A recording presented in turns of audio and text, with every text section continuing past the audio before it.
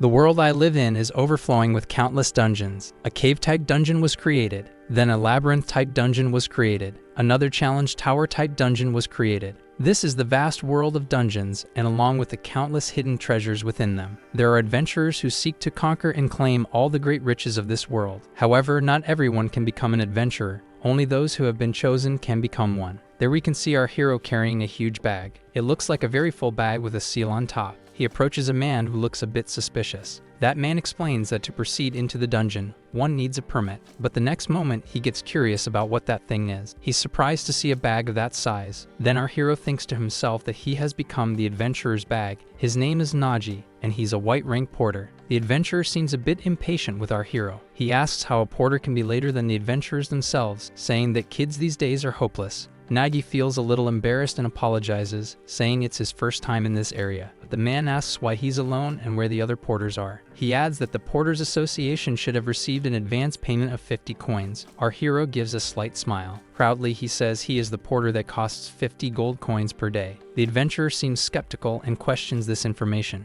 Raising his voice, he asks if the boy thinks this is an easy task. Then he explains that this is a dungeon where at least 4 or 5 porters should have been sent, and asks what he's planning. The man somewhat harshly asks if he thinks he can carry everything, and also carry whatever they find throughout the dungeon. He finishes dramatically by asking if he could bear the weight of their lives. Finally, he asks if he understood and tells him to go back to the Porters Association and ask for reinforcements, or else he'll end up causing trouble with the association. Surprised, our hero says he's carrying enough for 4 people, but the man insists that, as he said, it's not possible for one person to carry all that. Naji thinks that reactions like this from adventurers are quite common, and that a porter charging 5 times the usual rate would still earn less than 10 coins. And he thinks that in these cases, instead of giving a long explanation as he takes off his bag, he knows it's more effective to show them once and for all. So he throws that huge decorated bag onto the ground and starts picking up the adventurer's luggage and somehow begins to shove it all inside his bag. The adventurers look a bit surprised at the situation. One of them asks what that is, and they come to the conclusion that it's a magic bag, and our smiling hero explains that this is all he needs to carry everything. The adventurers ask where he got that thing, and start asking if it's heady and that they'd like to have one too. A little embarrassed, the young man apologizes and says that this is a unique bag and others can't use it, then asks if they're going to hire him as their porter now. One of the adventurers tells him to stop making such a fuss, and adds that even a porter with a magic bag isn't all that impressive. Then that man says he'll hire him as their porter. His name is Jeffnam. He's a gold-rank swordsman, and he's the leader of the Down Wolf. But the man raises his fist and says there's a condition. He says that he'll have to earn that gold, and that not working as hard as 5 porters will have consequences. Our hero wonders if this guy is really the leader of the adventurer party, and realizes that he seems strict, so the leader tells them to grab their gear and prepare for the expedition. Excited, Naji thinks everything is fine for him. After all, he's a professional porter. Feeling pumped, he believes something big will happen before the end of this dungeon. Then that group of adventurers continues on their way. They enter the dungeon, and our hero decides that he'll make sure everyone is satisfied before the end. The reason he earns much more than the others isn't just because of his skills as a porter. It's because of the overwhelming satisfaction of the adventurers he works with. They proceed through the dark interior of the dungeon, and adventurers who conquer dungeons face countless dangers. And at that moment, it looks like one of them is about to face one. Our hero thinks that traps could spring at any time, not to mention enemies that might ambush them. One of them starts moving forward, but the group of adventurers seems ready for combat. Their leader points at the creatures, saying they're coming. A fierce battle breaks out across the area. Jeffnam faces his opponent with courage. Conquering a dungeon is full of countless variables, and that ends up bringing everyone considerable stress as a result. The leader asks if he told them not to let their guard down, and questions if they're getting nervous. One of the men says he got scolded because of the other guy, and a small argument breaks out, while our hero thinks that's exactly why he became a porter specialized in this niche market, and he seems even more excited by the situation. Then he gets the adventurer's attention by reaching into his huge bag. He says they must be starving after working non-stop, and adds that he brought them some snack. The men are stunned by what they're seeing, and they start drooling, wondering what it is. They're impressed by the smell too. They ask what it is, and are shocked by all the food. Our hero has set up a massive feast, using his secret porter skill, the dungeon restaurant. Without hesitation, the men start eating. They say it's something special and still warm like it was freshly made, while another man thanks God, saying even the salad is fresh. With tears in his eyes, one adventurer says he'd only been eating dried meat and bread as hard as stone. Surprised, they ask if the bag has the ability to keep food fresh, and they're even more shocked by the idea that it might actually cook it. Excited, our hero says it's something like that, thinking to himself that what really matters is. Then he says out loud that they haven't seen anything yet. He seems to dip his hand in water, and the next moment, he starts filling something up. He just used his other secret porter skill. It's called Arcadium Paradise. That adventurer looks like he's in shock. He wonders if he's at a resort. It feels like he's in a hot spring in the middle of a snowy field. But when he opens his eyes, he realizes the scenery isn't exactly like that, and yet it still feels unbelievable. It seems someone in the group isn't too pleased. The leader shouts, asking if they're on vacation, then says that doing this in a dungeon is downright careless. He adds that it's too warm here to bother fighting with anyone, and his companion agrees. They conclude that there's no choice but to acknowledge this. He says he took a risk, but didn't believe all this would be worth 50 gold coins, and that he was even planning to request compensation from the guild for this, but considering the porter's abilities, 50 coins is a bargain. Our hero asks if this isn't what dungeon conquering is really about. He explains that outsiders might think the difficulty comes only from facing powerful monsters, but the environment and stress can cause failure too. He says failures from bad food or lack of sleep are common stories in this field. He explains that dungeon porters rely on adventurers, and that to make money, adventurers need to complete dungeons. So he does everything he can to help and ensure that success, and he believes it's not such a big deal. That older adventurer looks surprised. He says that calling this not a big deal is almost cute, and that they rarely get even a third of this treatment outside of a dungeon. In fact, he's never experienced it before. He says that after receiving all this care, he feels recharged, and that he feels like he can handle any enemy waiting for them, so he tells our hero not to worry about the dungeon's conclusion. But Naji seems a bit embarrassed, asking about the man's clothes. Then, moving forward, our hero thinks that conquering a dungeon is a smooth process, while another battle begins. He realizes that, considering how skilled the group is, dealing with the monsters is easy. But the problem lies with the boss monster, as bosses always come with a bunch of unpredictable variables. Jeffnum uses a power on his sword, and curses the boss, saying it's cunning. He orders the group not to give the creature any space and to keep pressuring it with attacks. The monster, in turn, roars and prepares to strike. It tries to hit one of the adventurers, who dodges skillfully. Then he counterattacks, firing bolts from his crossbow. He hits the creature's leg dead on, using his spiderweb skill. The monster seems to feel the attack and charges at the adventurers, unleashing a powerful blow at them, but the group is alert and defends with their shield. The leader then prepares to strike it with his weapon. He uses a swordsman skill called multiplication, slicing into the creature. The monster doesn't seem pleased and begins preparing a breath attack, but the group is ready for it. Jeffnum seems to sense the danger of the situation. Meanwhile, our hero simply observes the battle from a protected spot. He realizes that this time the boss is a B-rank monster, a Zarkan lizard. He thinks that judging by the adventurer's skills, the success rate is over 80%, but the 20% chance of failure can't be ignored. And the failure of the adventurer party means the death of the porter, and that is not an option. So grabbing something from his bag, he thinks he has to help. He puts his hand inside, wondering what he should grab, and finally seems to find what he's looking for. He knows the group's attack power is enough, so creating a small opening might be enough to settle things. He feels a bit sad, thinking it's a waste to use such an expensive smoke mushroom. But completing the dungeon is the priority now, so he has no other choice. The problem is how to hit the creature, and the monster continues its assault. Then at that moment, the creature charges at the group leader. Our hero believes that no matter how unpredictable the monster's attacks are, he can aim at the moment it goes after an adventurer. So he throws the mushroom at the monster. The creature just watches the object approaching. It hits squarely, releasing a thick cloud of smoke. The creature seems to feel the impact of the attack. The group leader yells out for the porter. Finally, our hero raises a flare and says that now is the moment. Jeffnum seems quite satisfied with the situation. Already rushing the creature, he says he got the message. He begins climbing up the monster's back while it is still in a defensive state. Preparing to deliver a powerful blow, the monster only seems to notice this at the last second. Then the group leader strikes the creature, finally bringing it down. He looks down at it with a satisfied expression. Then he tells everyone it was a great job and to grab the spoils. Naji thinks the dungeon clear ended smoothly in the end, but that feeling of excitement only lasted for a brief moment, because right after, the mood shifted, and the reason was that the rewards were really bad. He knows that for a B-rank monster there should have been at least 20 magic stones, but only 5 dropped and the rest was just trash. To make things worse, most of the dungeon was made up of common monsters like goblins. So in other words,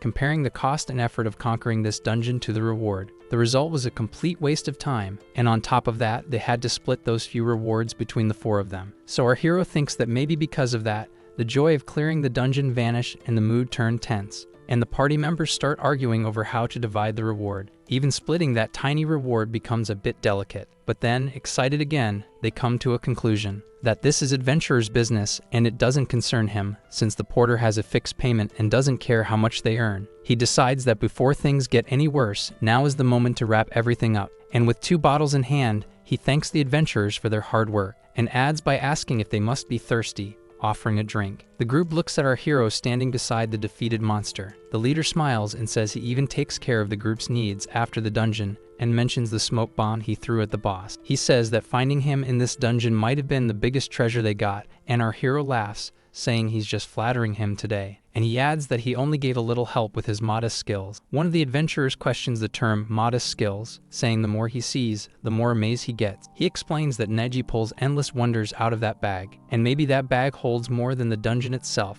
Another asks if it could also contain piles of money. The older one adds that after all, he's the porter who charges 50 gold coins. And just like the captain said, the greatest treasure in this dungeon was finding this porter. Then the group starts to seem a bit suspicious. Our hero wonders why the mood seems to be taking such a weird turn. Then something hits the bottle of liquor straight on, shattering it. He turns around and sees it was a bolt from a crossbow that flew just past him. Shocked, he yells out, asking what that was, just as another bolt comes flying his way. But he manages to dodge it at the last second. Then our hero ends up falling to the ground and asks what the hell he's doing. That older adventurer says it was clearly a mistake and that he was trying to finish this without any pain. He tells him to think about it, that an adventurer's job is to risk their life and the reward can't be something served on a silver platter. One of them says not to hold a grudge, explaining that they're in a complicated situation with their payments, and asks, honestly, isn't a bag like that too much for a porter to have? Our hero starts getting up, thinking, so this is how it is, that the job of a dungeon porter often ends in death halfway through.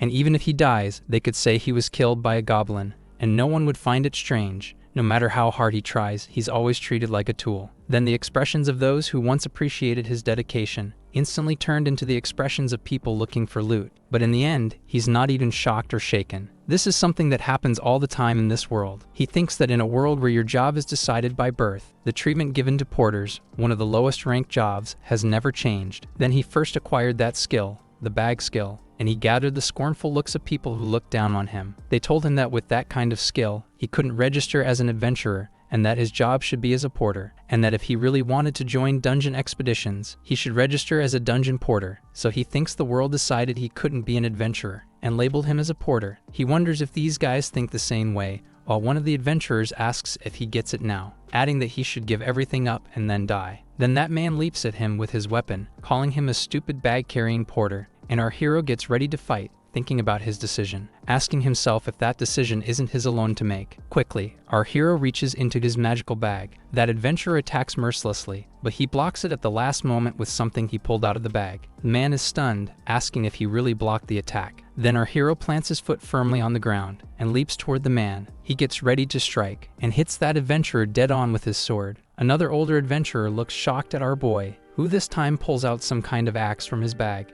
and hurls it at the bearded man, striking his crossbow directly. The group of adventurers is stunned to see the weapon break, and their leader asks how that's even possible. They wonder if one of their teammates just got taken out. Jeffnom is furious about it. Then he shouts that this doesn't make sense and asks why they can't take him down quickly. At that moment, our hero grabs a third item from his bag, and with one motion, he throws all the liquid over his attackers. They scream that it's hot. Then our boy appears through the smoke, wielding 2 weapons, focused on his enemies. With a single blow, he splits one guy's shield in half, which leaves the man clearly terrified. Then he lands a direct hit on him, launching him backward from the impact. Finally, our boy looks at what's left of the group, who now seem a bit nervous about the situation. The leader can't believe what he's seeing, thinking that he just took down 3 adventurers with his bare hands. He wonders how that's even possible since that kid is just a white rank. He questions who that boy is, and looking at our hero he asks, "You?" Smiling excitedly, he says he's a dungeon porter. Sometime later, the group of adventurers is tied up outside the dungeon. That's when our hero seems to notice something. A cart approaches that location. Waving his arms, he yells that he's here, trying to draw attention and show he's present. Someone gets off the cart. The girl asks if he's the registered porter and says she heard about a crime inside the dungeon, so she came to investigate. Her name is Petra, an inspector. Looking a bit confused, she asks what exactly all this is. Then she asks what the hell happened in that dungeon, but our hero says it's better if she hears the explanation directly from them. A sound starts coming from inside his magic bag. The bag plays back the moment they were saying she was too flashy for a porter and telling him to shut up because they were going to kill him. Petra is surprised by this and says it's fascinating. The girl realizes it's a recorder disguised as a bag and comments that the design is kind of bad, but Naji says it's actually a bag that also records audio. Petra says that either way, she understands now that he was betrayed and they tried to kill him, and that this is enough evidence, but she says she's curious how a porter like him managed to handle multiple adventurers. She adds that it looks like they've been poisoned with smoked mushroom, and smiling, our hero asks if she knows about smoked mushrooms. The girl says she knows enough to say that you're not supposed to eat them, and if you do, you'll end up with a bunch of physical issues on top of that red face. So he explains that, to make things simple, they ate some supplies that had mushrooms in them. And that happened right as they were about to attack. Then the symptoms began to show, and he asks her how lucky he was. After all, how else could a porter deal with adventurers like that? Then, smiling, he asks one of the adventurers if that's right, and if he isn't telling the truth. The man looks at him, knowing it's a lie. They really did eat poisonous mushrooms, but it was clearly a trap they fell into. Excited, our hero was asking someone a question. He was asking if that man was really a gold rank adventurer. That one actually wasn't white rank. The two were exchanging attacks with great skill, and our hero seemed able to go toe-to-toe with the adventurer. He thought there was something strange. Even after spending so much energy on the boss, losing to a porter made no sense at all. At that moment, our hero questioned how he could ever defeat a mere goblin with such a slow sword. Then he leaped at the adventurer with his weapon, and the man thought how humiliating it was to be outdone by a porter, with his provocations making him lose control. Counterattacking, he thought that he was just a porter. They shouldn't even consider any other possibilities. Naji smiled while fighting the man, and he seemed to dodge his attacks effortlessly, mocking him and saying, "Getting close again? Try harder." He kept dodging while still mocking. The swordsman prepared to use his technique and started slashing at our hero nonstop, but he just kept dodging with no problem at all, laughing and mocking him at the end. The group's leader was shocked by the situation, and furious he called the porter a bastard, unleashing a powerful strike at him, only for him to dodge it again with ease. So going back to the point, the reason they lost to a porter. Shocked, Jeffnum thinks it wasn't because the porter was strong, but because he himself had grown weak. He realizes his body is suddenly changing. He wonders why this is happening and why he feels like he's going to throw up. Smiling, our hero asks if he hadn't told him yet, then explains that he was poisoned. Naji says that the food they ate earlier was laced with a pulp mushroom poison, that it was masked in the taste of the meal, and explains that this serves as a form of insurance against shady employers like them. The leader of the group questions this while suffering from the poison, calling him a bastard and saying that if that's true, he screams that the porter had planned to lure them from the start, cursing him. But our hero just smiles, satisfied. He asks the man how a delicate porter like him could ever trick adventurers like them, and says it was only a safety measure, just like he explained. He clarifies that whether betrayal happened or not depended entirely on them, and that in cases like this, he uses a catalyst to trigger the effects immediately. And he adds that normally he gives them an antidote to drink after finishing the dungeon, neutralizing that poison. But he says some idiot did something. He remembers when he was holding 2 bottles in his hands offering a drink, and someone broke one of them. Now excited, he asks what he's supposed to do about that, explaining that only 1 bottle of antidote is left. And even though everything happened like this, saying they were poisoned still sounds unbelievable. So the leader of the gang says fine. He says they just had bad luck and ate the wrong stew, while wondering how he could admit he lost to a porter. He cries, regretting not eating that stew all by himself. Meanwhile, the inspector seems to be thinking it over. Finally, she says she understands and asks for the criminals to be taken away. The guy says his business there is done and asks if he can leave, but the girl asks him to wait a moment and asks if he's heading to the city to catch a ride. Our hero looks a little surprised by that and asks if it's free. Sometime later, the group is on the road toward the city. She comments that it's a shame he had such an unfortunate experience right after arriving in this city, and that in the name of the Adventurers Association, she apologizes to him. But the guy says it's okay and that porters are treated like tools, and the girl asks if that's really the case. She says that might be so, but there's something he needs to be warned about, and even though she understands he wasn't at fault in this incident, she explains that they won't see it that way. She says that the adventurers he defeated are all members of the Dawn Guild, and that it's a guild known for its arrogance and for its illegal activities. Therefore, regardless of the reason, if any of their members are harmed, they retaliate, so he should stay cautious for a while. But the next moment, she seems surprised by something. She calls out to our hero, asking if he's listening, and he responds with a muffled voice that yes, he is. He pulls his head out of that thing. Our hero says he's already told Gluttony not to show up in front of others since they freak out when they see him, but the little creature says it's hungry. The girl screams, asking what the hell that thing is. Embarrassed, our hero says it's nothing. She doesn't need to worry. That's gluttony. He's been living inside his bag for who knows how long, and this creature is responsible for organizing the items in the bag. Before he started helping, all of the items were jumbled together inside. In exchange, he eats tons of magic stones. Naji says that considering how chaotic this dungeon was, gluttony must have worked pretty hard too. But more than that, he gets to keep all the dungeon loot. He thinks it normally should have been split among the 4 adventurers. Feeling generous, he says he's in a good mood today and asks what gluttony would think of getting double the magic stones this time. The creature happily begins eating the stones. Petra says it's the first time she's seen the creature and asks if it actually eats the stones, and our hero says it's also his first time seeing that, but gluttony's chill. The girl says he's pretty fascinating, then corrects herself, saying his bag is fascinating and that she's never heard of anything like it. Suddenly, one of the horses gets agitated. Everyone is startled by the situation. She asks what's wrong, why the horses are acting up, but the soldier says he doesn't know, they just started acting like that. Suddenly, our hero seems to realize something. He looks behind him,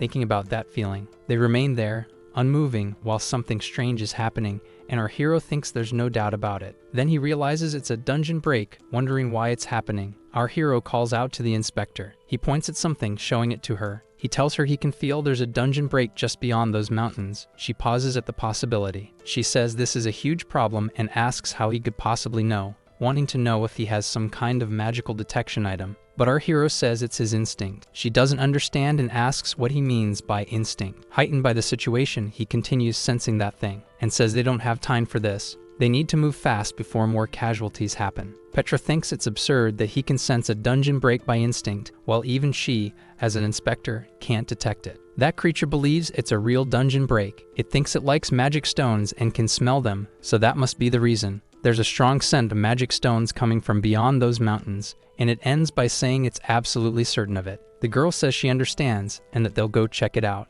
When a dungeon exists for a long time, it can experience a catastrophic event known as a dungeon break, during which the monsters inside go berserk and start pouring out of it, massacring everyone in their path, and this is why they must subdue every dungeon in this world. So Petra says this really is a dungeon break. She explains they already passed the critical threshold a while ago, and that this break could happen at any moment now. Curious, she asks how he can sense this from so far away. Our hero says he could never forget that sinister feeling, and he remembers a situation from the past, something they should never forget. How horrifying these things become when a dungeon break occurs. The girl wonders if this man has already been in a dungeon break before, but even if he had, how could he possibly sense it now? Naji says there's something strange about all this, that since the dungeon is close to a village, there's no way no adventurer has taken care of it until now. Petra agrees and says that, according to the records, this dungeon had already been assigned, so our hero asks if she knows who accepted it and their rank. She says the dungeon is classified as rank D, and the adventurers who took it were 1 mithril rank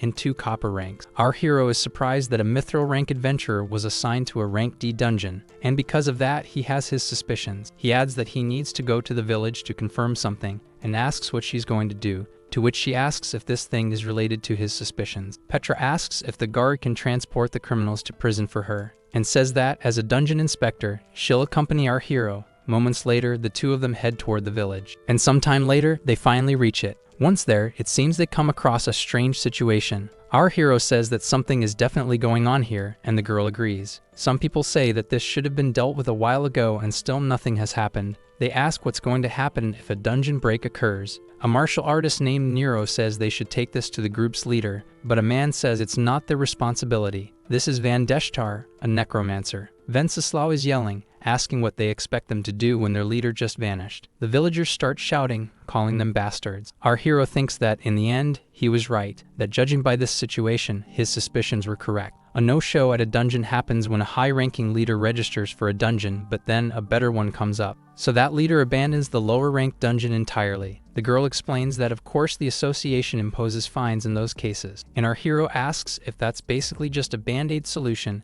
and the woman confirms that it is. He concludes that's it. The adventurer can just bail, and it's all fine. But the people in that place will lose everything when the dungeon break happens that night. He knows that even if they ask the Adventurers Association for help, by the time they arrive, the village will already be reduced to ashes. Besides, it's clear those adventurers are just spewing excuses and avoiding responsibility. One of them says they're also victims since the leader bailed, and now they're just wasting time being blamed for it. Ban adds that if they have any complaints, they should take it up with the Adventurers Association, saying they don't have to listen to this because they're not the ones responsible. Our hero thinks that adventurers aren't heroes or saviors. They're just ruthless people who only care about their own profit. But even so, in situations like this, they're necessary because only adventurers can handle a dungeon break, not someone like him, a mere porter. The inspector says it's unfortunate, but they should evacuate the village because saving lives is the priority. Our hero asks, saving lives? He questions if she truly believes lives can be saved. Then Petra apologizes and asks what he's talking about,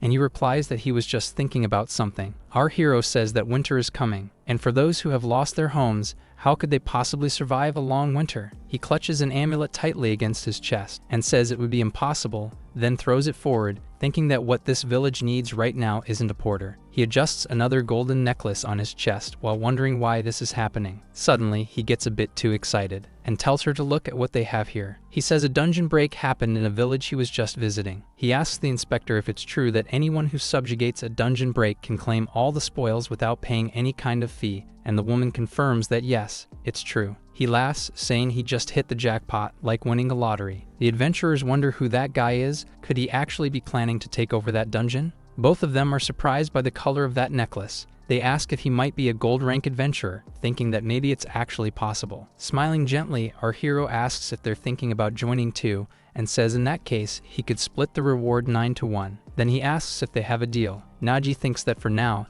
he'll pretend to be an adventurer. Our hero calls out to the inspector, asking what the penalty is for pretending to be an adventurer. The girl explains that the fine would start at no less than 1,000 gold coins, if she's not mistaken. That is the portal to a dungeon. This dungeon connects to an unknown dimension through that rift, and it's recommended to have an adventurer of at least gold rank. In an ancient dance, no matter how hard it is, you just have to defeat the monsters. But there's something more. When the opponent in a dungeon is the space itself, even skilled adventurers can't predict its conditions before entering. That makes it a dungeon to be avoided, given its high risk of disappearance and death. But they're in that dungeon to do a speedrun. The inspector says that after checking the magical limits of the dungeon, she concludes it will collapse in 1 hour, so that's the time they have to complete it. But they know that an hour, no matter what, is tight, especially for a rift-type dungeon. Naji says all they can do is hope it's an easy dungeon, and that in that case, they can't afford to lose even a single minute or second. So determined, they head into the dungeon. They cross through the rift,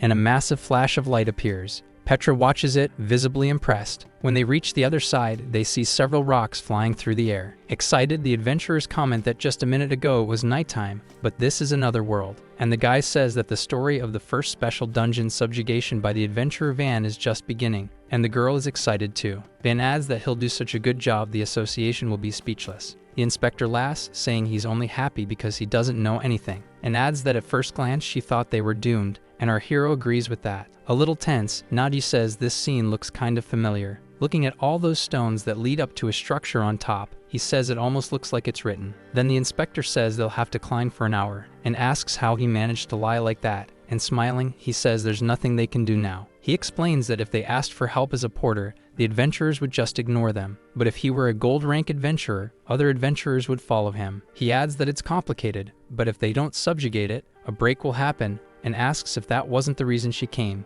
The girl confirms it was. Suddenly, Nero seems a little excited about the incursion. She asks why they're worried, and says this is exactly why slow humans are no good. Then she crouches into a stance, yelling that she'll reach the top alone. She begins leaping over the rocks and climbing quickly. The guy gets worried and asks if that might be dangerous, when suddenly something happens to that girl. It looks like some energy grabs her by the wrist. She tenses up when she realizes something's wrong, and collapses from up high like a puppet. The boy asks if she's stupid, and says that even back in training camp she's always acted this way, never thinking. She asks if he's scolding her. The boy snaps, saying she deserves it, and that they learned rift-type dungeons have curses and restrictions, and the girl defends herself saying she knows. In the end, Petra says it's alright, and that when entering a dungeon like this, the first thing they need to do is check for curses, while they wonder why they're chained up. The girl explains it seems to be the curse of the place, that they're connected by chains they can't see or touch. Nero says that in that case, it won't be able to activate. Our hero comments that it seems tricks won't work in this dungeon after all.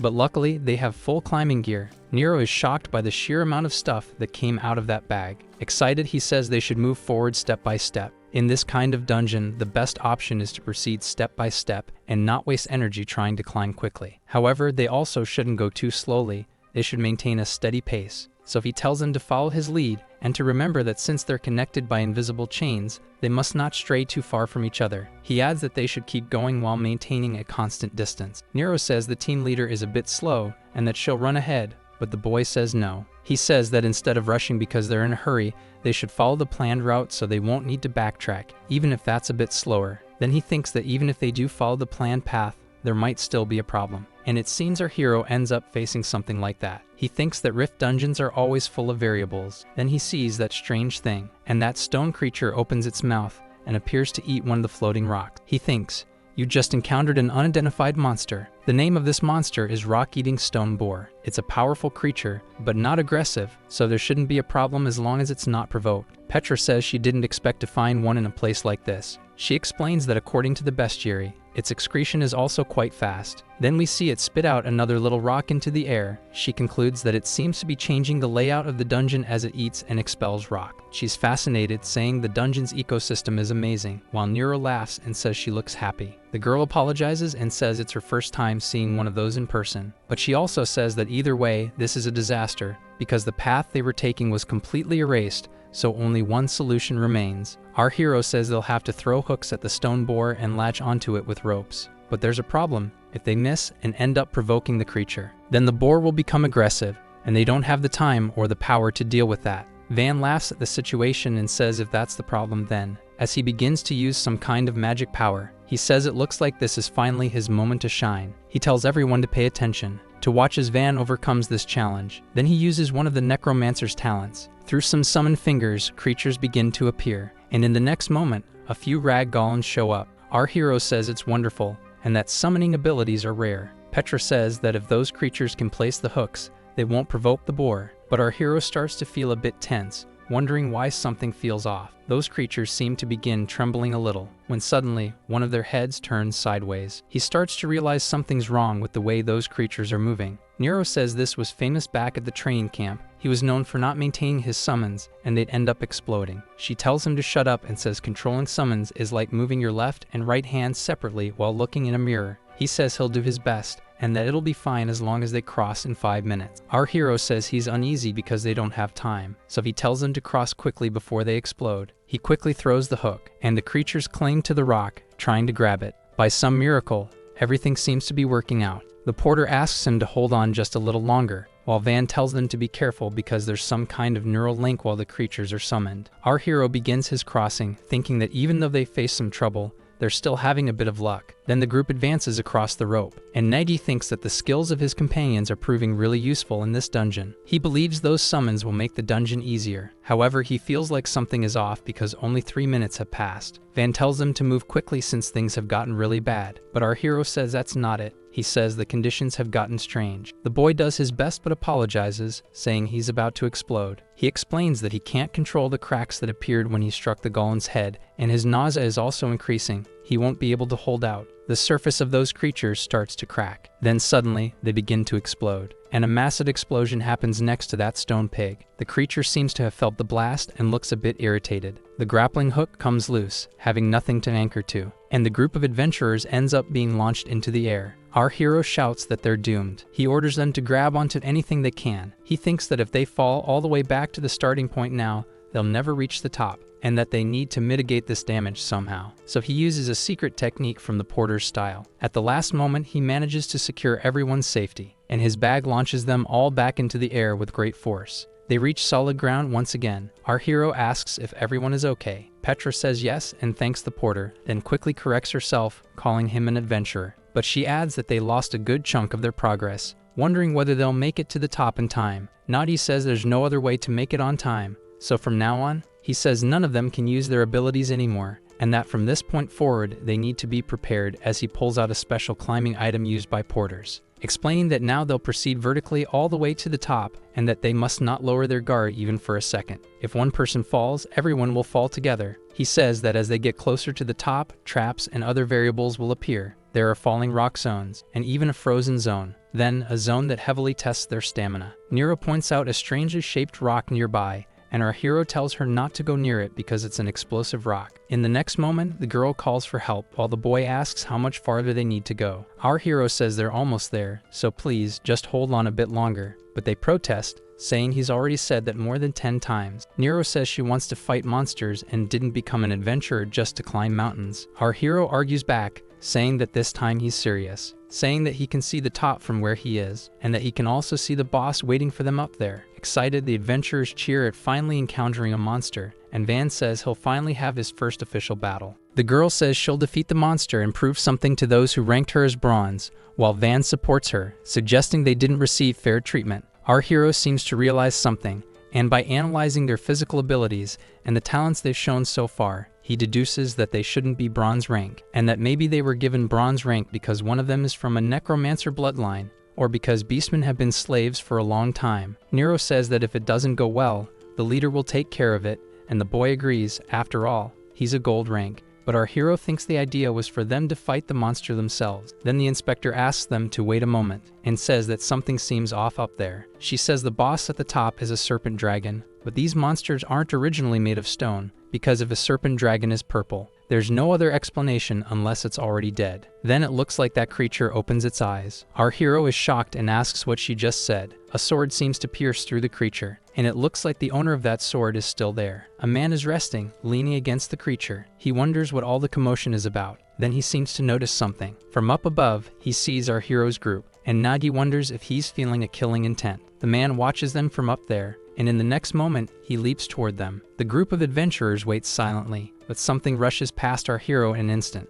and that man appears quickly beside all of them. He looks at our hero standing beside him. The porter seems impressed by his power. On his chest, there's a different insignia, and our hero wonders if it's a rank, thinking that this can only mean one thing, that this incident must not be a dungeon no-show. So the man finally says this is problematic, and he comments that he thought no one would enter this dungeon. He explains that this dungeon needs to break. Our hero thinks there are many people like this who act with a specific goal. Then the man says there's no need to complicate things, and that it's been decided those 4 died during the dungeon subjugation, and that led to the dungeon break. In this world, people register with the Adventurers Guild and receive a rank appropriate to their power. The first and lowest rank is the white rank. This rank is given to those without combat abilities, like porters, guides, miners, or guild staff. The next is the beginner adventurer stage, where someone can officially become an adventurer. It's the copper rank. Those with minimal combat skills are recognized as copper-ranked adventurers, and even they possess abilities above ordinary people. The following rank is silver. This is for veteran and skilled adventurers who can handle dungeons well. Most adventurers reach this rank. The next rank is gold, and those who reach this level become raid leaders. This rank is only attainable by those with a lot of dungeon experience and exceptional abilities. These are the standard adventurer classifications, and although rare, there are still higher ranks, platinum and mithril, and people refer to adventurers who reach those ranks as beyond human capability. Only those who transcend human common sense can achieve such ranks. And right there, surrounded by the group, is a mithril-ranked adventurer. Our hero feels tense about the situation. He realizes he can even sense the man's aura. He's genuinely impressed by him, and thinks that even if they all attack together, they wouldn't be able to beat him. Our hero asks the inspector if she knows anything about this adventurer, and she says yes, because there aren't many mithril ranks in the city. She tells him about the Dawn Guild she mentioned before, and how arrogant they are, then explains that this is the raid captain of that guild. She finishes by saying that he's the berserker Durakan. The man comments that the girl's face looks familiar and realizes she's the one who works for the guild. He asks what she's doing in that dungeon and if she's pretending to be an adventurer, saying she holds a white rank. Petra says she would like to ask him something, then speaks. Sir Durakan of the Dawn Guild. She follows up by asking why he hasn't cleared the dungeon yet, and tells him it's going to collapse soon. She asks whether the first duty of an adventurer isn't to prevent that from happening, but the man with a half-psychotic look questions her about this so-called duty, and starts laughing like a maniac. He asks what kind of duty she's talking about. He explains that adventurers act only for their own benefit, and offers an example. The man asks whether it isn't more profitable to let a dungeon break happen than to actually clear it, and Petra wonders what he's talking about. Our hero seems to have understood the situation. He thinks that he never believed adventurers were heroes or warriors, but to think that adventurers like this exist, it's garbage. And if this guy is truly planning to cause a dungeon break, he needs to stop him by any means necessary. But there's a problem with that. Since the opponent is a mithril rank, fighting head-on is reckless, so for now, he'll do something else. Our hero laughs and says it seems there's been a misunderstanding here. He explains that they're just adventurers who ended up in the dungeon and seem to have accidentally annoyed him, so he asks him to accept this gift as an apology. It's an exciting skewer from a Dunstoran master. The man is surprised, asking if that food came out of the bag. Then Naji asks if he isn't starving being in the dungeon so long. He knows that facing this trash directly isn't an option, so he needs to make a different decision. He decides that he has to weaken him. The man eats happily, finding it amazing. It's hot, and the flavor feels like it was just freshly cooked. He's delighted and says it's truly incredible. He says the meat isn't just perfect, the shrimp is too. Our hero thinks he should eat as much of that food as he wants, but suddenly, the man says there's something special, that the flavor of the ash mushrooms that was added is superb. He asks him if he really thought that filthy little trick would work. Then our hero thinks he's doomed. The man gets ready to attack, saying this is payment for the food. That attack is extremely fast, and our hero barely has a chance to dodge. He takes a direct hit. Naji is sent flying. The girl screams because she's chained to our hero, so she begins to get dragged along with him, but he lands on a nearby surface. She asks what they should do now. The man quickly approaches, asking if this is for real. Are they such rookies that they couldn't resist the curse of the chains? The girl turns, ready for battle, and the man charges at her, saying this dungeon will be their last. The man prepares an attack as she tenses, bracing for the impact. Van yells for her not to just stand there and gets ready to join the fight. A huge explosion erupts atop that rock, and a smoke cloud with flaming sparks rises in the area. From its center, the Bazera appears. He asks what this brutish summoned creature is. He asks if the boy is a beginner necromancer, and Van asks if it's him, that raid leader who allowed them to join the dungeon but never showed his face, and the man asks what that's supposed to mean. He says he was wondering who the fools were that accepted the request for this dungeon everyone else avoided, and now he sees it was them. He adds that he heard they're a bunch of idiots. Van tells Nero not to be scared, because when the raid leader returns, it'll be 3 against 1, and they just have to hold him off until then. Especially if the attacks continue to be physical impact, the golems can endure indefinitely. So they charge in, saying to fight like they did during training. The berserker shows up, excited about the fight. Then another powerful blow hits the top of the rock. Our hero doesn't seem to be in good condition, but he starts regaining consciousness. While the girl asks if he's okay, she explains that she performed emergency first aid, so he thanks her and says he must have passed out for a moment, asking how things are going. The girl says honestly, it's not good. She explains that Nero and Van are fighting hard. The girl gets ready to deliver a direct strike, but the berserker easily blocks it. Then she spins on her feet for another attack, while the man defends again without taking any damage, and looks at her with a murderous glare. He grabs the golem by the head and spins it around, using the creature to smash Nero. And as expected, considering that opponent, they won't be able to hold him off for long. He says it looks like he made a mistake. He should have considered the possibility that the poison wouldn't work. The girl seems confused by this. Then he asks if he can know more about that guy. If he's a mithril rank, he must be famous, and the girl says he's right. She explains that in close combat, he's unmatched among the ranks. And beyond that, he has a considerable number of completed dungeons, and he's also known for multiple clashes with other adventurers, making him a specialist at this, especially when he uses his greatsword techniques. He's famous for cutting ogres in half with a single blow. Naji says it's a relief he doesn't have his sword right now, and the girl agrees. Our hero says he was hoping to hear something like a weak point, but that's just depressing. She adds that the big issue is, even if by some miracle, they manage to defeat him, time will have already run out because they don't have any left. So no matter how close the goal is, they won't reach it in time. She says that if it weren't for the curse of the chain, they could at least try to split up. Our hero asks, the curse of the chain? Then he seems to realize something about all this. He knows they can't see or touch it, but they're connected by a chain, and that's a problem because if one falls, they all fall. But on the other hand, that might be a strength, because if you think about it differently, if one climbs, they all climb. So they can turn a problem into a solution, and maybe that's the answer to defeating both a mithril-ranked adventurer and the time limit at the same time. He starts thinking it through. Even if he's just a fake raid leader, and even if he were the real one, he should make the most of the cards he has, and each of them might not be much alone, but together, it's something. By using his tools and the adventurer's skills, if he plays all those cards, he wonders if they might have a chance. He asks Petra to analyze the terrain with her ability and calculate the distance, and the woman says that with it being this close, she could do it easily and even draw a map. Our hero smiles and asks her to do it quickly. So the woman uses her explorer talent and starts drawing something with a quill. She creates a 3D map of the area. Our hero is impressed by it and says the accuracy of that map exceeds all expectations. He adds that she's a top-tier investigator, but the girl says that's just the basics. Petra then asks what he's going to do with it, and the boy explains that he'll use it to aim at the monster. He says this fight isn't against humans. This fight is against a human and a monster. Naji explains that adventurers often encounter monsters stronger than them inside dungeons, and asks if she knows how they manage to defeat such monsters. She asks if it's through strategies based on experience, but our hero smiles and says she's wrong. He then begins to explain that the secret to adventurers defeating monsters stronger than themselves is dirty tactics, and that they win thanks to those improper tactics. So to defeat that monster, suddenly our hero leaps from the spot he was in, saying he'll do it the same way, and that they too must fight dirty.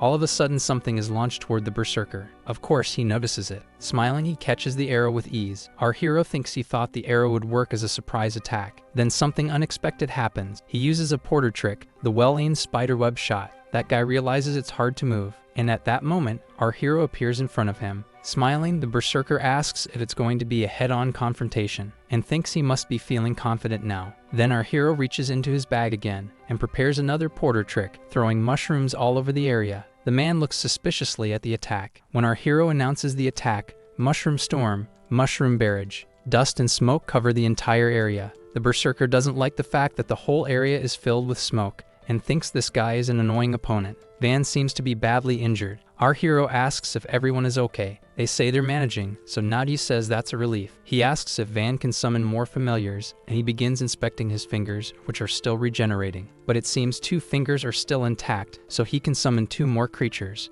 Our hero says that's good and might be enough. He tells them to listen closely and says there's a way to get through this situation. In the next moment, it seems the berserker has broken free from the webs. He says it's such a pain and that he's never heard of a swordsman fighting like this. He wonders if he grabbed his teammates and ran to another rock, and that this is a meaningless fight. Then suddenly someone appears near him. It seems like that person mutters something incomprehensible. The berserker realizes it's a golem. He says spreading smoke is useless if you make noise, so he charges in the direction he heard the sound. With his fist glowing with power, he gets ready to strike, then unleashes another one of his powerful attacks, landing a direct hit on whoever it is. Smoke and debris scatter in all directions. That guy looks a bit satisfied with his strike, but gets disappointed in the next moment. He sees a golem hand emerge from the smoke, and that creature leaps at him and hugs him. He's shocked by the situation. He asks how a golem could speak, but the next moment he realizes it wasn't the golem. The voice came from that strange bag. Then the bag says he's been kidnapped. Confused, he wonders where they are, and questions if that's a rope as he sees our hero holding it. The berserker wonders if they plan to sneak up to the top while distracting him, but he tells the so-called swordsman that this was pretty lame, because once he's been discovered, he won't be able to use that to climb now. Our hero asks if he's sure about that. Then it looks like he's doing something, and Naji asks if it's far enough already, because they need to move fast before getting caught. Straining, the boy asks them to wait just a bit longer, and explains that it's his first time controlling something like this from such a distance. It seems he used one of his last fingers. Then he says he doesn't need to worry, and that hook begins to reach its target. At the tip of that object, a finger is hanging, and when they reach the top, something begins to happen. Then Van says he'll make sure everything works out. That bear golem moves toward the dead dragon. It continues its path as it starts to fall apart, pulling hard on that grappling hook rope. There's just a little left before it reaches the boss. Then it leaps, aiming straight at the creature, and Van from below yells for it to go. Finally, the hook latches onto the dragon, and that golem starts showing signs that it's going to explode. From below, they see the massive explosion and the top area beginning to crack. The berserker can't believe what he's seeing. You ask if all that was just to trap him in that place and realize how dangerous the situation is. He thinks he needs to get out of there quickly and starts trying to break free from the golem. But Van, with a satisfied look, says it won't be that easy. He adds that the thumb may be slow, but it's the strongest of them all. Our hero keeps holding onto that rope, thinking that this isn't a fight between humans. It's a fight between humans and a beast. The area where the creature was defeated begins to crack. He thinks there are beasts that simply can't be beaten, as that creature starts falling from above. And he adds that his goal isn't to take down the beast, just as the defeated dragon starts falling toward the berserker. It seems like that dragon is dropping straight onto him, and it hits him directly in the next moment. Even so, he seems unable to believe what just happened. He notices that the hook and rope are lodged into the creature. It looks like the rope is still anchored up there, and it shakes everything around. Our hero thinks there's no need to face him in direct combat, and in the next moment, everyone starts getting pulled up by that rope. With a satisfied look, our hero says to run. The berserker is terrified and can't believe everything that just happened. The group approaches the floating castle. They run at full speed. One of them yells to hold on a bit longer. They're almost at the end of the dungeon, and time is running out too. Only 5 minutes left. It's tight but still possible. To be honest with you, Nero, you were a huge help, says the smiling guy. With the strength Naji has, he wouldn't have been able to throw that rope over 50 meters high, and to think it was possible with just raw strength. Recalling the moment when the girl threw the rope, our hero remembers that it was truly amazing. Blushing, she says it was nothing. The necromancer pauses, deep in thought. This is something someone strong could do, and even an idiot could have done it. The adventurer says as Nero glares at him in anger. No matter what anyone says, this dungeon had someone stand out. And clearly, it would be Vandeshtar, since he put the rope in the exact place. He also took down that damn berserker. Maybe the guy's even better than a mithril-ranked adventurer. Everyone seems excited. Smiling, Naji believes the other two probably never completed a dungeon before. The joy of finishing a dungeon doesn't come from incredible skill alone, but from the fact that everyone worked together. Doing it that way gives you motivation. That's why Petra's contribution was the greatest in the group, but the adventurer doesn't agree with that. She knows that the dungeon supervisor has some investigative ability, and that he might have done some basic work, but the girl created an incredibly precise map. Thanks to that map,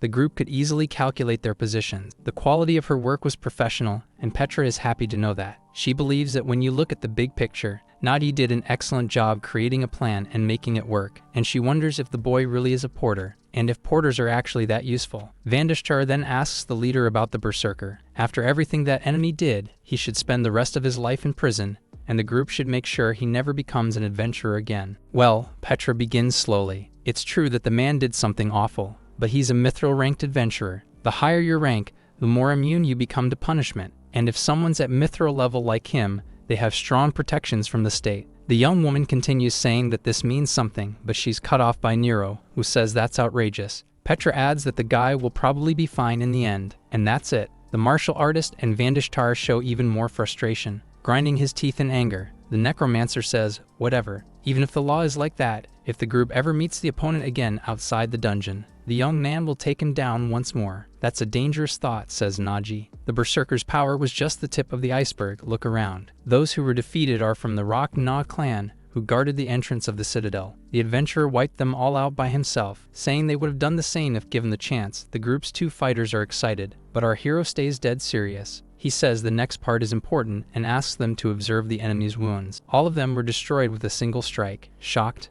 they repeat, 1 blow. The adventurer's real talent emerges when he's using a matching weapon. When the berserker fought them, he used a greatsword or his special talents, finishing them with sheer brute force. The power difference was massive, says the necromancer, but it makes sense. When he defeated the pseudo-panther dragon that had taken his son, there was a greatsword stuck in its heart, and the man must have taken down even the boss with a single hit. Naji looks back for a moment. Ever since the guy fell with the dragon, he's recovered. Suddenly, someone is holding a massive sword with both hands, his weapon again. There's the berserker, so far yet so close, watching the piece of land where the adventurers stand. Very pleased, he says, bingo time to really get started. A red light glows right next to Naji, who looks distressed. You're punks, the man says as he slashes the ground in front of our boy. Once again, the young man turns back and now shouts, everyone. The slash continues to tear the ground as if it were paper, passing between the group, and a single idea emerges, revenge. That strike reaches all the way to where Vandeshtar is. He panics, thinking that must be the end for him. The blow is so strong that it rips off part of the platform, which begins to fall, and the guy did all that from a distance. Someone's hands are injured from trying to hold on. There they are, 4 adventurers who, by some miracle, are still alive somehow.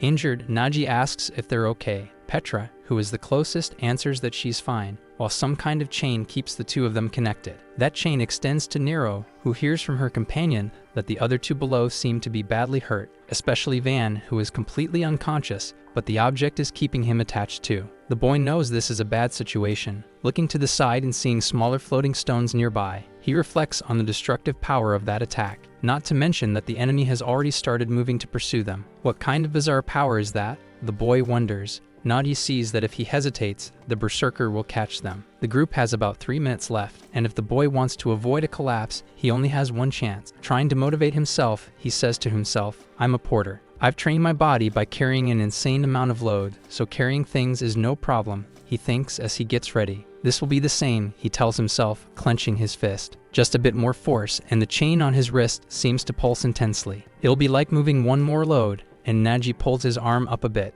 The whole group seems to be getting lifted because of that. I'll take the lead, says the boy with a fierce expression. Then the young man opens his hand like he's unsheathing claws. Like that, he slowly climbs the stone wall. He keeps at it for a while. It's a hard job, after all, he's carrying others with him. The dungeon doesn't care about that problem, and there's less and less time before it shuts while someone stomps the ground forcefully. It's the berserker still chasing the group who just made another leap to close the distance. There's even less time than before. After struggling, Naji reaches the top again. He carries the unconscious necromancer, and the girls follow right behind, helping each other. Now the sand is about to run out. Something passes by so fast that it's impossible to tell what it was. Tireless, the enemy remains focused on his target. He seems quite pleased with something. The boy is tense about something. Final moments of that countdown. There's where they need to go, and it's so far. And at the same time, it's so close that it gleams. The adventurers enter the place. In front of them, they see a floating stone. That is the dungeon stone. All bruised, our hero says just that. He puts his hand inside the bag and explains that all they need to do is destroy it. He pulls out a sword, throws it toward the object, and yells that once it breaks, everything will be over.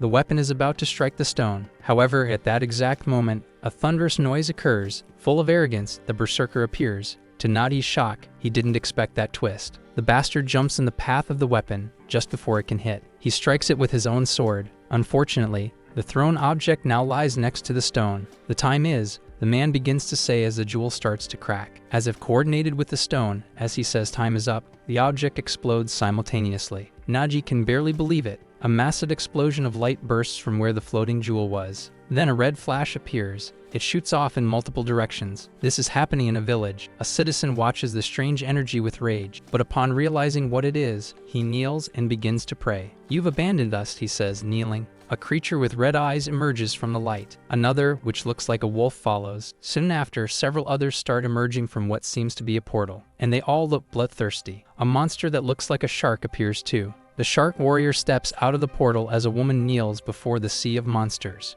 The girls notice that the monsters revived and keep dropping from the portal. In other words, it's a dungeon break. Son is looking very pleased while holding Naji by the neck. "How magnificent. I never get tired of seeing this, no matter how many times," says the berserker. Our hero realizes from what he just heard that this isn't the first time the man has caused a dungeon break. The man confirms it, explaining that someone like Naji wouldn't understand. A dungeon that suffers a break will regenerate into a more powerful version, and that means better rewards. All of this over something so small. It's clear the warrior didn't care about the suffering of the people in that city. Mocking his reaction, the berserker repeats sarcastically, "Small." He emphasizes that adventurers value good rewards, and adds that he couldn't care less about what happens to those trash people. Typical. Adventurers aren't heroes or saviors, they're selfish and only care about their own gain. I really hate this type of adventure, the ones with both great power and wickedness, Naji thinks. He realizes how much suffering they bring to the world. He thinks again while watching a bird in flight. The bird continues flying, soaring over the portal. What happens next is rare. Some adventurers, and the black bird flaps its wings violently. Some people have deep power within,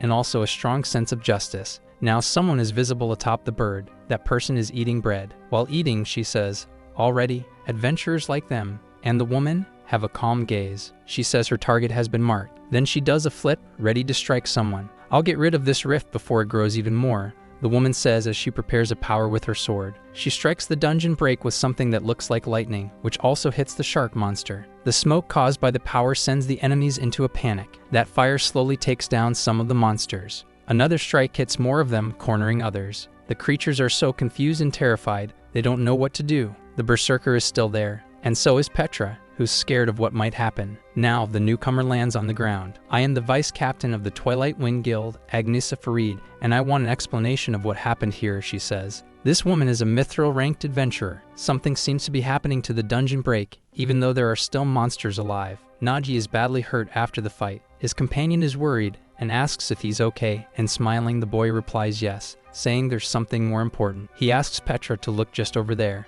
Indeed, it's now clear that something is happening at the portal. It's unbelievable what their eyes are seeing. The two observe as the dungeon break is slowly closing, but the berserker doesn't seem happy about it. Even if it was a lower-tier dungeon break, the man is impressed that it was closed with a single strike. He thought that guild had been wiped out. He asks what brought her here since that place has been inactive for 3 years. The woman begins to speak. Durakan of the Dawn Guild. Judging by this scene, no explanation is needed. It made no sense for a mithril-ranked adventurer to fail in that dungeon, so the break was caused on purpose. Excited, the berserker asks if the girl is trying to start a fight. Agnesa is someone he's always wanted to fight. On the other hand, it's not an ideal situation, especially since Naji made him use more stamina than expected. There's also a strict order from the master to avoid causing a big mess. Besides, the man has already completed his primary objective. As he grabs his greatsword, he finishes his thought. There's no need to fight. With her hand on her weapon, the woman asks if he's running away since he turned his back. Don't get it twisted, the warrior explains calmly. Even the success of a high-ranking adventurer depends on variables, and I can't guarantee victory. Petra shouts with all her strength that he's a liar. That man wasn't just avoiding clearing the dungeon, he tried to destroy her group. The guy simply asks if he really tried to do that just now. Smiling, he says it seems like there's some kind of curse in that dungeon that makes first-timers unable to tell friend from foe. And he even adds that this means attacking the group before wasn't intentional, which leaves the girl outraged. They could check for themselves,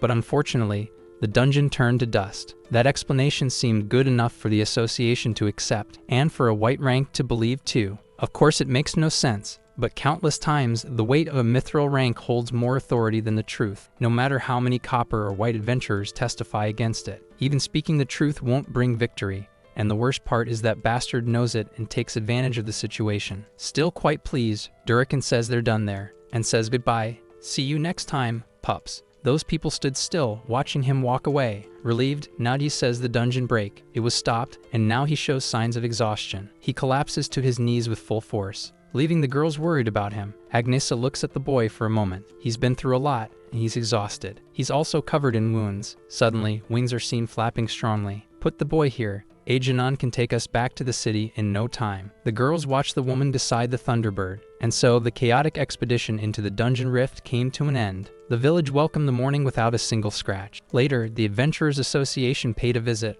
offering apologies and promising to prevent future incidents. Of course, that was all just empty talk, and thanks to Agnes's help, our hero was rescued. He was able to reach the Western Adventurer City, Bellum. Somewhere deep within that beautiful city lies the nest where the wind rests, the Twilight Wind Guild office. Naji is sleeping like a baby. He slowly wakes up from a deep sleep, and seems unsure where he is or that he even blacked out. I opened my eyes and saw I was on a beat-up bed, the boy thinks. With effort, the boy sits up. He then asks where he is, and in front of him, Petra is asleep, resting her head on the bed. Gradually, the girl begins to wake up from the sound of voices. Relieved that he's awake, the girl starts asking how he's doing. His other two teammates are there too, acting more energetic, saying they were really scared. Where am I? I remember the moment the berserker left, but I think I blacked out after that, says Naji. They explain that this is the Twilight Wind office and that the nice lady saved him. Even a priest from the church was called to heal him. That must be why he has no injuries, just fatigue, and his friends seem fine too. This is nothing for a first-class adventurer, and I trust in my stamina,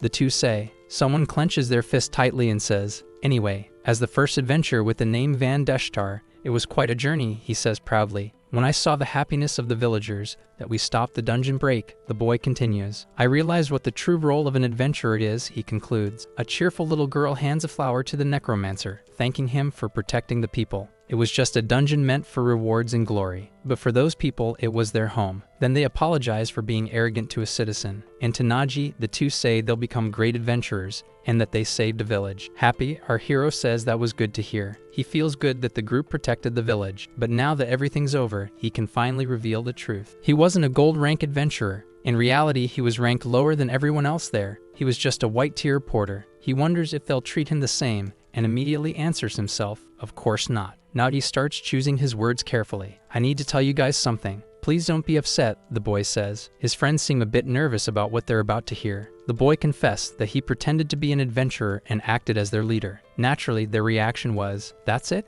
We get it. There was no other way, says Nero. The bond that once existed between them fades, and now they're just adventurers and a porter again. The girl also says that next time she'll ask him to carry the gear. As they leave, she tells him the group will be away for a while and tells Naji to get some rest. Finally, they close the door behind them. Petra asks if he really needed to tell the truth to the two of them, and he replies with a laugh that they'll both become great adventurers. Working as a porter in that city, he'll likely run into them again. The boy says it's better they heard it from him and found out some other way later on. The girl feels sad for her friend, but he seems resolute. It's true, he's still not an adventurer, and in her work as an inspector, she comes across many. Most of them care only about personal gain. They wouldn't hesitate to commit atrocities for it. Unlike heroes or warriors, adventurers live solely for profit. But not our boy. Even with nothing to gain, he conquered the dungeon. He risked his life with just one goal: to save the villagers without asking for anything in return. So even if you're not an adventurer, says Petra, taking his hand. She finishes her thought. You're a hero. For a moment, the boy closes his eyes, then suddenly opens them, thinking in shock, there's no way I'm that. While everyone's attention is on the conversation between Durakan and Agnesa during the break, the boy looks elsewhere and notices something happening. A bright golden light bursts out of the rift. What a lucky day. It was a dungeon rift completion reward. Naji skips cheerfully over to the chest behind everyone. He squeezed out every last bit of strength to grab it before collapsing from exhaustion. The boy is truly happy to have done that. He took the entire reward for himself, 2 times in a row, and plans to check it later. Petra wasn't the only one who didn't understand the boy that day, neither did the other 2. Nero even speaks to her friend. You're saying the leader is a porter. Vendeshtar asks the girl if she figured it out too. Obviously, right? She replies. The necromancer responds, well, of course. So Naji is pretending to be a lame porter, while actually being a gold rank adventurer. Our hero probably thinks he fooled the duo, or that they're idiots. But the porter knows now that they were more innocent than he thought, especially since Nero said she'll keep the secret. Honestly, it's hard to believe Naji is just a porter after fighting like that, and that whole event became a snowball. The berserker walks across a bridge. A man says he's heard some stories and asks if there was interference. He says it's a disgrace. They ran into a strange swordsman and then got entangled with the Twilight Wind Guild. He asks the berserker if he remembers Dukan versus Veneslo. He adds that the Dawn Guild won't turn a blind eye to those who heard it, whether it's a fake adventurer or a Twilight Wind member. Meanwhile, Agnesa walks through the headquarters of her guild. She thinks that if what Naji told her on the way there is true, then Naji might be. She remembers talking with Petra. She says it'll still take a while to reach the city, so she asks if she can tell the full story, how she got seriously injured, and why she was there. Agnesa says she wants to hear everything, and Petra looks a little tense. She asks if the girl entered the Rift dungeon without permission, and Petra, embarrassed, asks how she knew that. Agnesa says the composition of her group doesn't match the official record, but she says it's fine, that it's just a personal conversation between them, no formal responsibility. Then she says she just wants to confirm something. Agnesa says she's been investigating the recent string of dungeon breaks, and she's found a possible connection to the Dawn Guild, and today it happened nearby. Petra becomes curious and questions the connection. Agnesa confirms it but says it's only a theory, though anything she can share would be useful. Petra says that if it's something like that, then she understands, but she says the illegal actions of Naji must be kept absolutely secret. She tells the girl that, in fact, she should praise him. Then she says she'll explain everything that happened, how they entered that dungeon and what went on while they were inside. Agnesa thinks that the gold-ranked adventurer who led them was actually just a porter, and even then they nearly managed to conquer that dungeon. She believes that if it weren't for the interference of the Dawn Guild, he would have succeeded, and that would have been unbelievable under the command of a porter. She thinks what most deserves praise is his mindset, choosing to risk his life to prevent a dungeon break. Our hero looks at her and says that she was the one who saved them. Agnesa asks if he's sure, and the boy thanks her again, repeating that it was thanks to her. Then the girl says she understands and will get straight to the point. She declares that by the authority of Agnesa Farid, vice captain of the Twilight Wind Guild, she orders him to join her team. Smiling kindly, our hero says no and thanks her. The Twilight Wind Guild is one of the most prestigious guilds in the city, or at least it used to be. After the guild leader disappeared, it started to decline, and now, after a long time, a guild meeting is taking place. A girl says she's against it, and that no matter how desperate their guild is, they can't just accept anything. This is Anne, a gold-ranked summoner. Then someone says what everyone else is thinking. Nines, also a gold rank, says he agrees and that Agnesa acted on her own. And above that, the man asks if he's just a porter pretending to be an adventurer, saying that a porter and a fraud doesn't sound like anything special. Pororo, a bronze-ranked priest, asks if it's really necessary to be so harsh and says he's in favor of recruiting him. The girl says if he's in favor it must be because the guy has a pretty face. But Pororo responds heatedly that that's slander and that he's only focused on healing him, though his messy hair does look kind of cool. Stomung tells them to stop fighting since there's no point, saying that Agnesa is already gone. He's a bronze-ranked tank adventurer.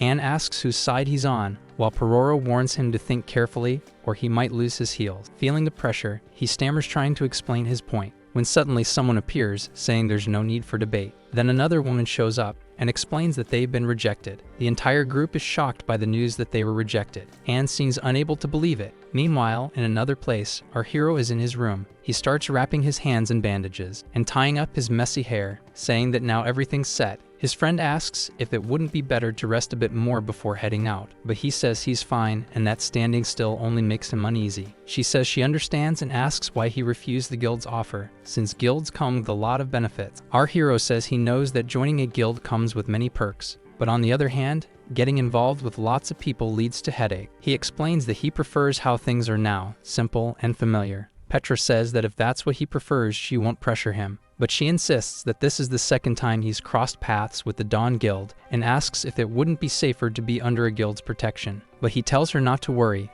and that either way he managed to come out unscathed both times, and asks if she really thinks they'd go after a mere porter. Running off, she says it's fine then, and that she needs to return to the association, and our hero smiles and thanks her for everything. But she says she's the one who should thank him, and if he ever needs anything, he should come see her at the association. Our hero gets thoughtful for a moment, but then gives a gentle smile and nods. Excited, he thinks about checking the rewards before leaving, since he really wants to know what he got, imagining it could be a weapon or something valuable. Then he opens the bag and calls out for Gluttony. Practically diving into the bag, he asks where he went. He starts rummaging through it, asking where he's hiding, until he finally finds the little creature. Our hero asks why he didn't show up when called and questions that strange look on his face, but the creature says it's nothing. He asks if the creature saw what's inside the chest and what kind of rewards they got, but the little thing says there's nothing. Naji says that sounds a bit suspicious, but Gluttony insists there's nothing suspicious about it. However, our hero doesn't seem convinced. He tells the creature to step aside so he can check for himself, while the little one screams no.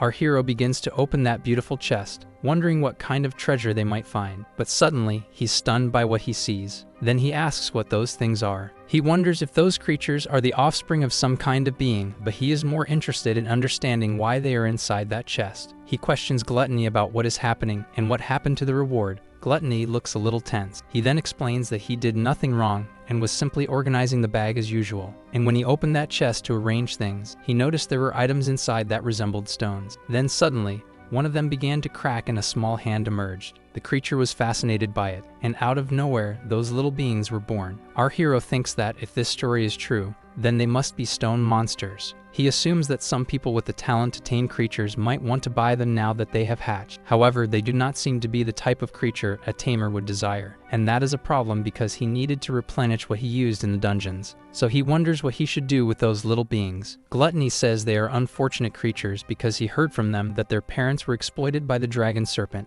and he pleads to be allowed to raise them, promising to take good care of them. Then he decides they might be useful, and that they will keep them for now. He tells the little one to take care of them, but if they start causing trouble, he will have to let them go. Excited, Gluttony says he received permission, and adds that they can stay there. Our hero appears slightly tense upon seeing this. Suddenly alarmed, he tells them to wait and asks if there are more than just 3. In the next scene, he is already outside the bag. Tense, he realizes it is complete chaos inside. He sees that the reward from the Rift dungeon was a complete failure, but at least there is still the reward from the cave dungeon. Excited once again, he decides to go exchange those items. He arrives at a trading post. He is selling all his magic stones and monster loot. The elderly man there hands him a money pouch. Satisfied, he says it has been a long time since he earned so much money. So first he will restock his supplies. He buys more smoked mushrooms and finally gets some explosive mushrooms he previously could not afford. He also replenishes his food supply and sharpens his weapons and restocks his flash bombs. He sets aside a portion of the money to give to Van and Nero. And finally, with what remains, he thinks he might go on a small culinary tour for himself. So he happily strolls through the city, while someone watches him from a distance,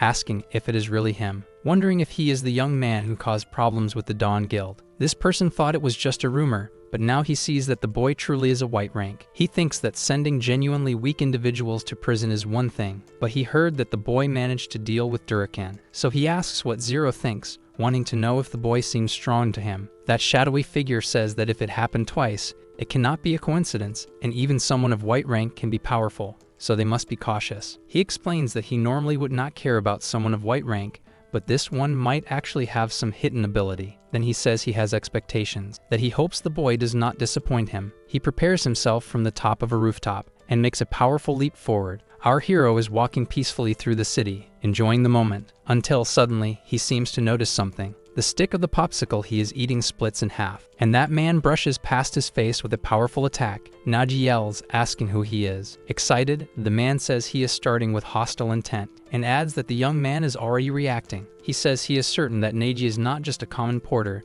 and that he is intrigued now, but there is something more, that this cannot be the end, while our hero merely smiles, wondering what this man is talking about. Then, without any warning, the man attacks again, and Naji barely manages to dodge the strike. The opponent demands that he stop holding back and show what he is capable of, saying he wants to see the abilities he used to challenge his guild. Our hero becomes slightly tense with the situation, and wonders who this person truly is. He notices the emblem on the man's chest and realizes he is a gold-ranked mage, but he is confused as the man fights like an assassin. Our hero senses all of his hostility and realizes he cannot simply stand still, so he decides to act and pulls a weapon from his bag. His opponent asks if he is ready to get serious now, and says he wants to see what kind of sword techniques he used to face Jeffman. Then our hero charges with some mushrooms tied to his sword, and uses a set of special porter tools, specifically a low-grade explosive mushroom bomb. Suddenly, a massive explosion goes off. Smiling, he says only a lunatic fights adventurers head-on, and now he decides it's time to run. As he runs, he thinks he's going to die. He starts shouting in the middle of the street, begging for help, asking someone to save him. He yells for the guards and says someone is trying to rob him. A guard approaches and asks what's going on. He points and says that man is a thief pretending to be an adventurer and that he tried to kill him. The guard looks a bit surprised by that and asks if that's Nade from the Dawn Guild. The man says he's disappointed that he ran away. Our hero wonders if this is the revenge Petra mentioned, but still thinks it's insane to do this in the middle of the city no matter how mad they are. The guard apologizes to the man and asks if he can inquire about the incident. The man smiles and asks what incident he means, then pushes off the ground and asks if he means this. In an instant, he reaches our hero and asks if it's about a little discipline. Naji gets hit hard and is sent flying into a wall. The man explains that he heard that guy poisoned members of his guild and ruined a dungeon, and that he's a mere porter who hurt his guild. He adds that everyone knows what happens when someone messes with the Dawn Guild. Our hero shouts that it's a lie, then yells, explaining that it was the members of that guild who tried to kill him, begging him to believe it. People around them just watch. He grows a bit tense, thinking there's no way out, and that Petra was right. The guild holds considerable influence. So in this situation, no one will take the side of a white rank like him because helping him won't benefit anyone. Then someone comments that they heard something like that,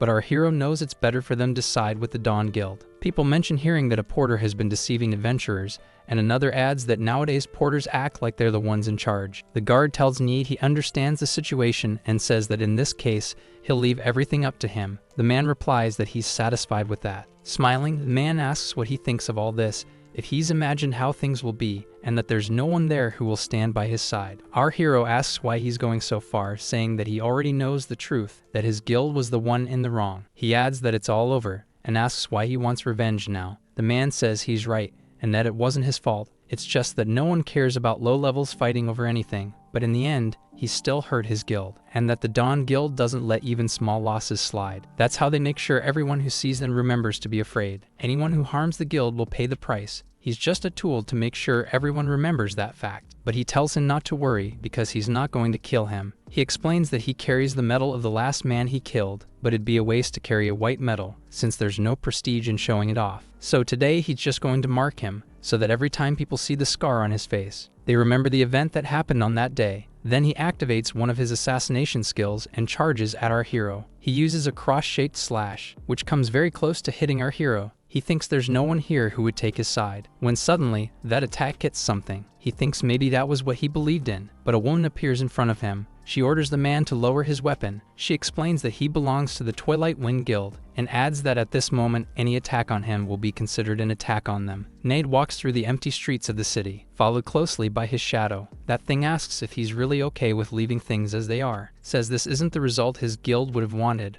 but the man explains that there weren't many choices. Facing Agnesa wasn't part of the plan. He says that even if he had handled her alone, it wouldn't have been a big deal, but someone already took on Agnesa's debt. He then adds that still, in the end, all of this left him feeling a little empty, because he expected the kid to do a bit more. For a porter, he's beyond expectations, but a porter is still just a porter, just another insignificant guy. Of course, things ended abruptly, but after being hunted like that, he's probably really shaken up, and his shadow agrees. The man smiles slightly as the shadow asks what else there is, and a small cut appears on the man's face. He wonders how that happened, if it was Agnesa who landed a hit, but his shadow asks if he hasn't realized it yet, tells him to do something slowly. He should retrace his steps, one by one, so he can remember what happened. She tells him that from the very first moment she encountered him. Meanwhile, Naid starts to recall the attack he made while our hero dodged, until the moment the boy pulled the weapon from his backpack. The shadow says that at the moment Naid thought he had finished him off. That exact moment when he believed it was all over, says that Naid thought the boy had completely given up. He remembers that X-shaped slash heading straight toward the kid. Then the shadow continues, saying the kid did something, that he hadn't given up and had been waiting for that chance. Then our hero pulled out a hidden blade from his sleeve.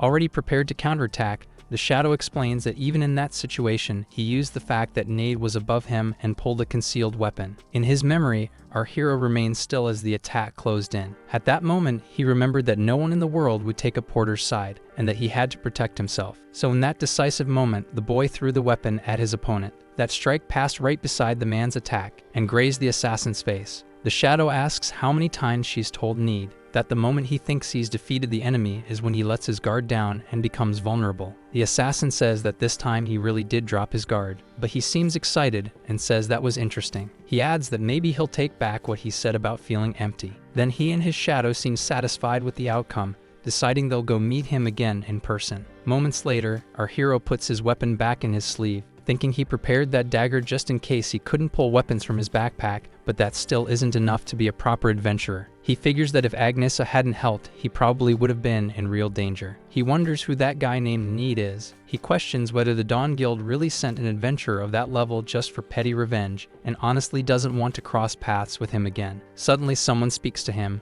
asking why he looks so deep in thought. Joking around, they ask if he's scared, saying that after what happened, he'll probably be haunted by those memories. The guy explains that Naid is notorious even within his own guild for being troublesome. He even controls a gang of thieves, and the guards turn a blind eye. Stoneman laughs and says he'd heard a little about the guild but didn't believe they'd stoop so low, attacking someone like that over a grudge. Agnesa says she agrees, and that's why she figured they'd be safer in a dungeon than staying in the city. That's why she led them there. Then she asks why he doesn't at least join the guild for raids, but our hero says he'd rather just stick to doing his usual porter job. Naji asks if she isn't feeling like it's getting a bit cold. He says it's the first time he's ever seen a graveyard inside a high-level dungeon. That's a rank B graveyard-type dungeon. One of the guys starts laughing and asks if he's scared, and adds that dungeons like this are like a walk in the park for them. He tells him to just trust him, the Great Nines, and focus on collecting all the loot while following his lead. Our hero thinks he's not wrong, because even though it's a rank B dungeon, they have gold and silver ranked adventurers,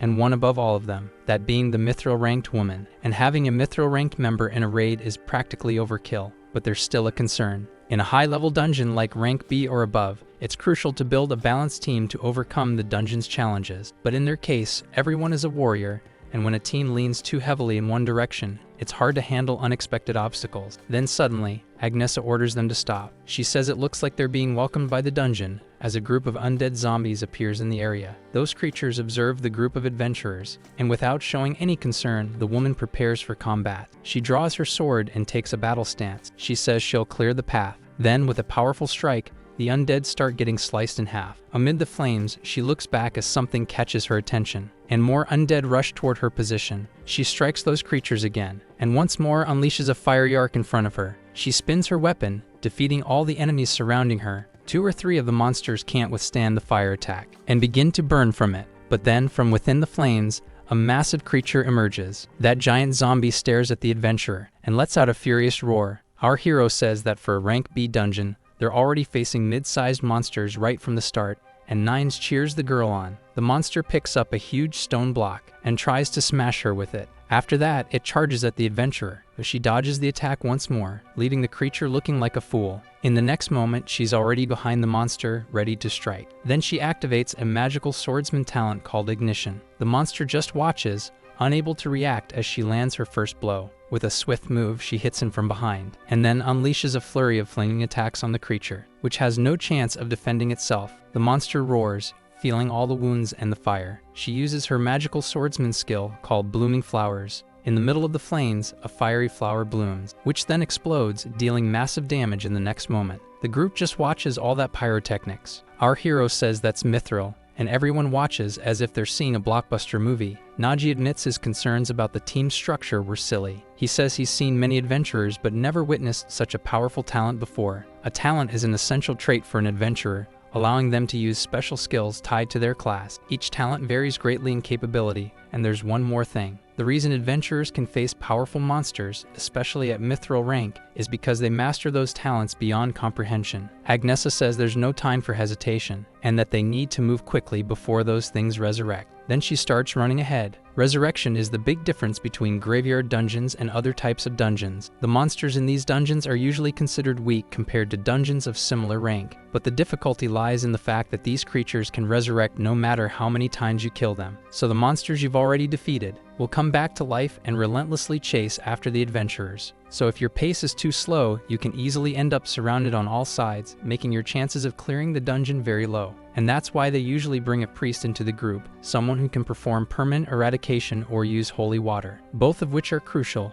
but also expensive. That undead creature that had been defeated lets out a furious scream as it resurrects. Nine says the revived monsters have already caught up to them. He comments that he told her they should have brought Pororo, and our hero asks what that's about. He explains that there's a priest in their guild who's like a permanent resident. Says she's a demon in disguise and always demands gold for anything she does. She always demands an absurd amount of gold to join expeditions, a demon disguised as a priest. He cries, asking if the guild is so poor that they can't afford someone like Pororo. Agnesa tells him to save his complaints for later. She says she'll deal with the enemies in front and asks Stone Monk to slow down the creatures coming from the rear. And to the adventurer Nines, she tells him to just stay back and watch, maybe cheer for them or something. Our hero asks if Nines isn't going to fight, and the guy looks a little embarrassed. Then he starts talking about his weapon, saying he ended up leaving it behind. Our hero looks incredulous at that, and the guy justifies it by saying it was all rushed, so mistakes happen. Agnesa says that happens all the time and that he forgets all sorts of things, while his companion remembers the raid where he completely. Naji starts laughing and says it's fine, that he has a pretty large supply of weapons. He asks what kind of sword the guy prefers. Then, pulling out several swords from his bag, he asks if a longsword would do, since he's a knight, or maybe a bastard sword. The guy is surprised by this. He quickly approaches our hero and grabs him. Headbutting him hard, he calls him an idiot. Our hero falls to the ground, asking what the hell he's doing. Then Nines tells him to listen carefully, that he only fights with his own sword, Elizabeth Robust. He explains that it's his vow as a knight. Our hero sits there, not really understanding, wondering what's up with this weirdo. Then suddenly Stone Monk calls out. He says something's off with the monsters that are following them, points out there are fewer than expected, and that they're moving really slowly. Agnesa then seems to notice something. The creatures are walking, but it's like they're stuck in glue. Looks like they have something attached to their feet. She asks if those are tacks. Smiling, her hero says it's nothing special and adds, those monsters revive anyway, right? And that the most dangerous part of this dungeon is being surrounded by resurrected monsters. They could kill them again, but that would slow progress. So he used a porter tool, a trap to keep them slowed down. He says that's why he placed those tacks along the path as they moved. He says he thought it was a crude tool that wouldn't help much. The group seems surprised by that, and they say he's more useful than Nines, to the warrior's despair. The group runs through the dungeon, while wondering how many more times these guys are going to revive. Frustrated, Nines says that if he had his weapon, none of this would be happening, while Agnesa says now's not the time for whining, because they need to escape before they're surrounded. Someone says they can see the end of the cave. She shouts the signal for Stone Monk to act. Then he activates a shelter-type talent called Stone Shield. Suddenly, several rocks rise in front of him, and the creatures get trapped in them. More and more monsters approach but can't get through. He yells that it's done, but says he won't be able to keep them safe for long, so they need to get out quickly. Finally, they reach the underground zone of that dungeon. Nines questions what kind of dungeon has a huge lake blocking the path, but our hero says at least there's one thing, a raft waiting for them, so Nines mocks, saying this dungeon sure is considerate. Either way, if they want to keep going, it looks like they have no choice but to take the raft before the zombies get there. Nines says it's a trap,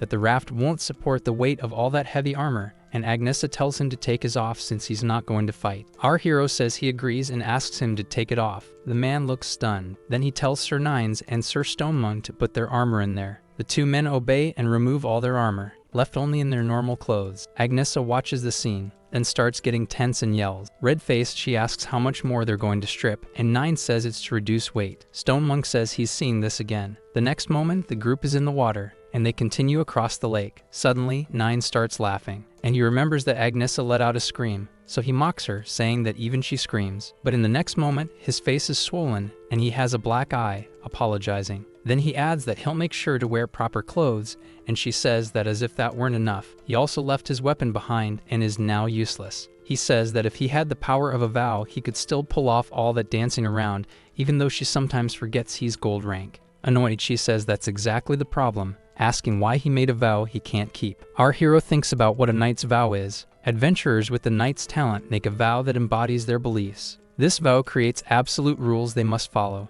but in return, they gain great power. Nines made a vow that he would never fight with a weapon other than his Elizabeth Robust, and because of that he must follow this rule. In return for this vow, Elizabeth Robust becomes an unbreakable legendary sword. The knight's vow is literally a trade-off. Our hero comments that a knight's vow isn't considered a weakness, wondering why most keep it secret. Agnesa says that's normal. That guy talks too much. There's no one in this city who doesn't know, and he says that even so, he and Elizabeth are unbeatable, but Agnesa says he always forgets. She adds that he's always an idiot, so she'll let it slide this time. She comments that she heard about that bag and that it's really amazing, asking if things disappear when you put them inside. Naji says the weight doesn't completely disappear. The moment you put something inside, it's like powerful weight reduction magic activates. Even with 2 suits of armor, it would still feel very light. Stonemonk says that's way more impressive than Nines' sword, especially because of that turkey they ate earlier, which was delicious. He says he never imagined eating something like that in a place like this. The guy says they're right. Even Agnesa was busy munching on bread while rolling around with that zombie. The girl gets a bit embarrassed and says she didn't have a proper time to eat. She counters by saying he was just resting while she was out hunting, and he defends himself saying he put in effort, while the other asks if he's on vacation. Our hero asks them to wait a second and adds that it looks like something's about to happen. Agnesa seems to notice it too,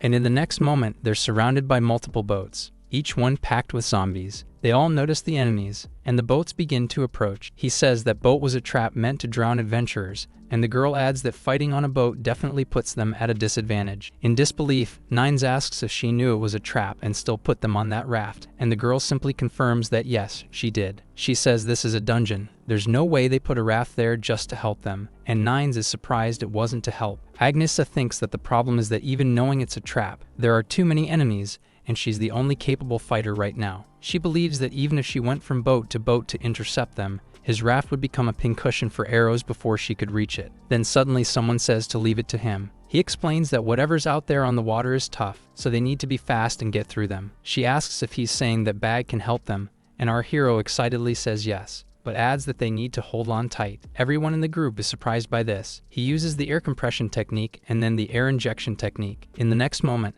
a huge gust of wind bursts out from inside the bag, launching the raft forward with a massive boost of pressure. Agnesa asks if that's wind magic. Our hero says it's nothing fancy like magic. It's just that he compressed air inside, and now he's releasing it. He figured out that if he left the bag outside on a windy day, he could capture and store that air. Either way, when he releases it all at once, this is what happens. One of the undead creatures prepares to fire an arrow. Then they begin shooting at our heroes. Naji grips his bag tightly and speeds the raft up even more. The creatures are caught off guard by this. The girl tells him to wait a moment and asks if he's looking ahead. He explains that they blocked the entrance with a wooden barrier, concluding that those zombies set a pretty meticulous trap. Agnesa grips her weapon and says she'll clear the way through it, but our hero asks her to wait and says they have the advantage. He says he'll help too since fire and wind have good synergy. As he prepares to copy her, she thinks she understands. Our hero grabs his bag and gets ready. Then they perform a combined technique of fire and wind. That whirlwind of flames surges toward the barrier. Creatures just watch, defenseless, and finally they are struck by that powerful attack. The barrier starts to crack and catch fire. Then it explodes into several pieces. Amidst the flames, some logs appear, and the group continues forward on their makeshift raft, with their leader proud and satisfied with the result. Finally, they reach their destination. She asks if everyone is okay, saying they barely made it in time. She seems to assess the place, and says it looks like the location where the dungeon boss must be. That is the fortress of the Death Zone. She says things have escalated incredibly. It's a fortress inside an underground tomb.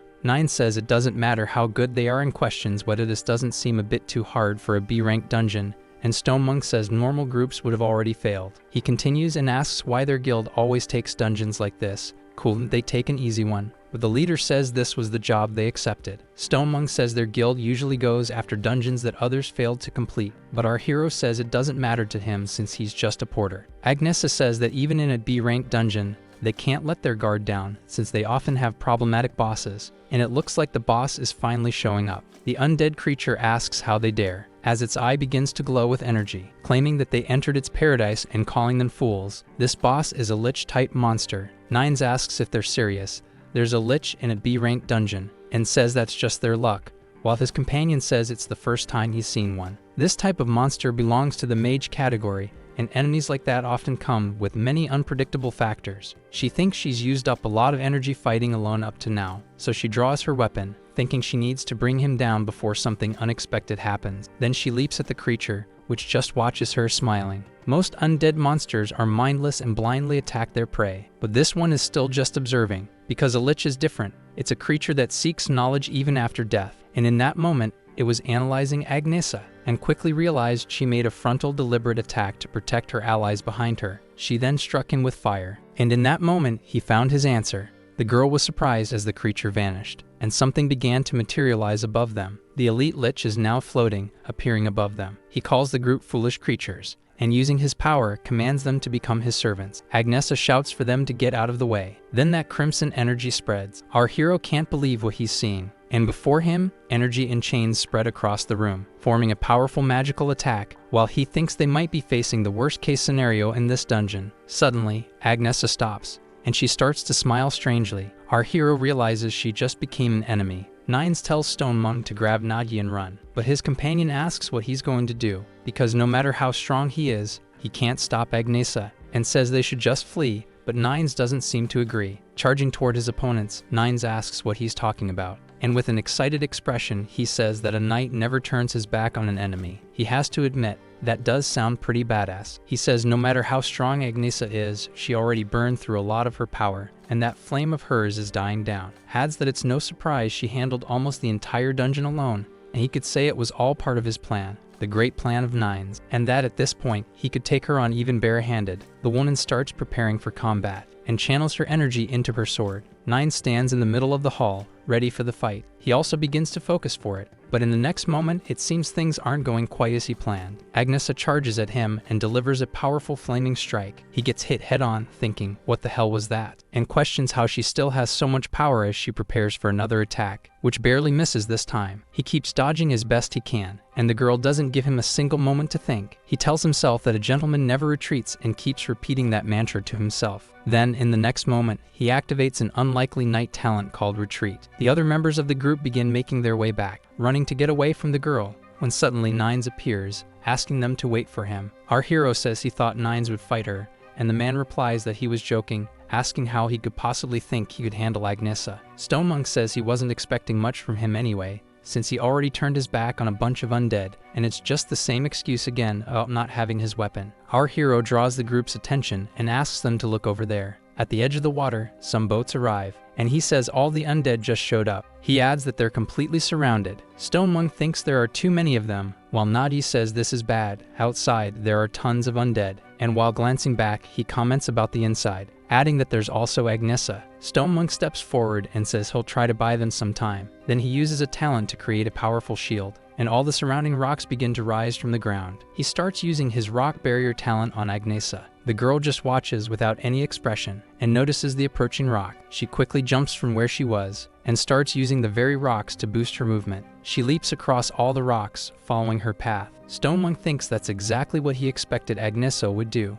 and that she's too fast. He can't land a hit. Our hero is impressed by all that. He thinks there must be something, just for a brief moment, that can stop Agnesa in her tracks. But he knows it has to be something good, because a half-baked trick won't work on her, so he reaches into his bag and comes up with an idea. And throwing something at the girl, he thinks maybe this will work. That thing flies past her without hitting, but somehow catches her attention, as our hero activates his secret porter technique, a skill called fetch and grab. Then Agnesa starts jumping after the item that looks like a delicious little pastry. She stops for a moment, satisfied, savoring the treat. Naji said he had a hunch that even under mental control, she would still act on her most basic instincts. Nines can't believe what he's seeing, but he adds that he knows they won't be able to keep her still for long. So he shouts for everyone to find a place to hide inside the fortress. Sometime later, he's completely out of breath and comments that it looks like she's not chasing them for now. Meanwhile, the rest of the undead are climbing the hills and are trying to regroup outside the fortress. Naji says they need to make a plan,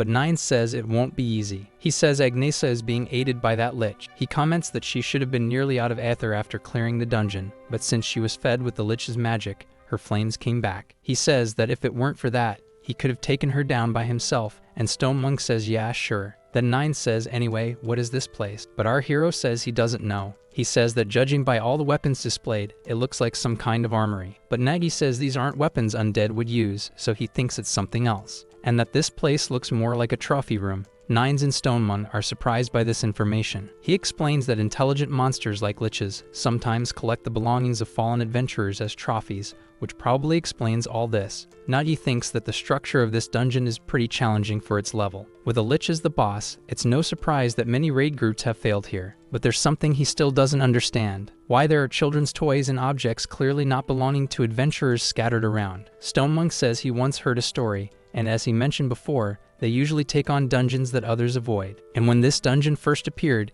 it became notorious for repeated failures. But strangely after that, people from nearby villages started disappearing. He goes on to say that they didn't notice anything unusual while exploring this dungeon. But then there's this. Our hero is surprised and says, "A kidnapping dungeon?" Then he asks what his companion means. If he's saying the monsters leave the dungeon and kidnap civilians. Nines becomes furious just thinking about the abductions. Then says the dungeon hasn't broken yet, and questions whether the monsters aren't supposed to be trapped inside. Our hero says it's just a theory since kidnapping-type dungeons are incredibly rare. Normally, monsters in a dungeon can't leave their area, and there's a theory that monsters outside the dungeon's barrier lose their strength. So only through a dungeon break can monsters leave their dungeons. He says that in this case, there's only one way to confirm it. They need to take down that damn lich and see for themselves. He adds that there's no other choice, he's going to do it, and he's going to kill the lich because a knight cannot stand idly by in the face of injustice. Our hero asks why Stone Monk is looking at him like that, but the guy says it's nothing. Then Nines picks something up and says it's time. He ties that cloth around his head and says that from this moment on, he will deceive the knight's oath and draw a sword. Naji says that could have serious consequences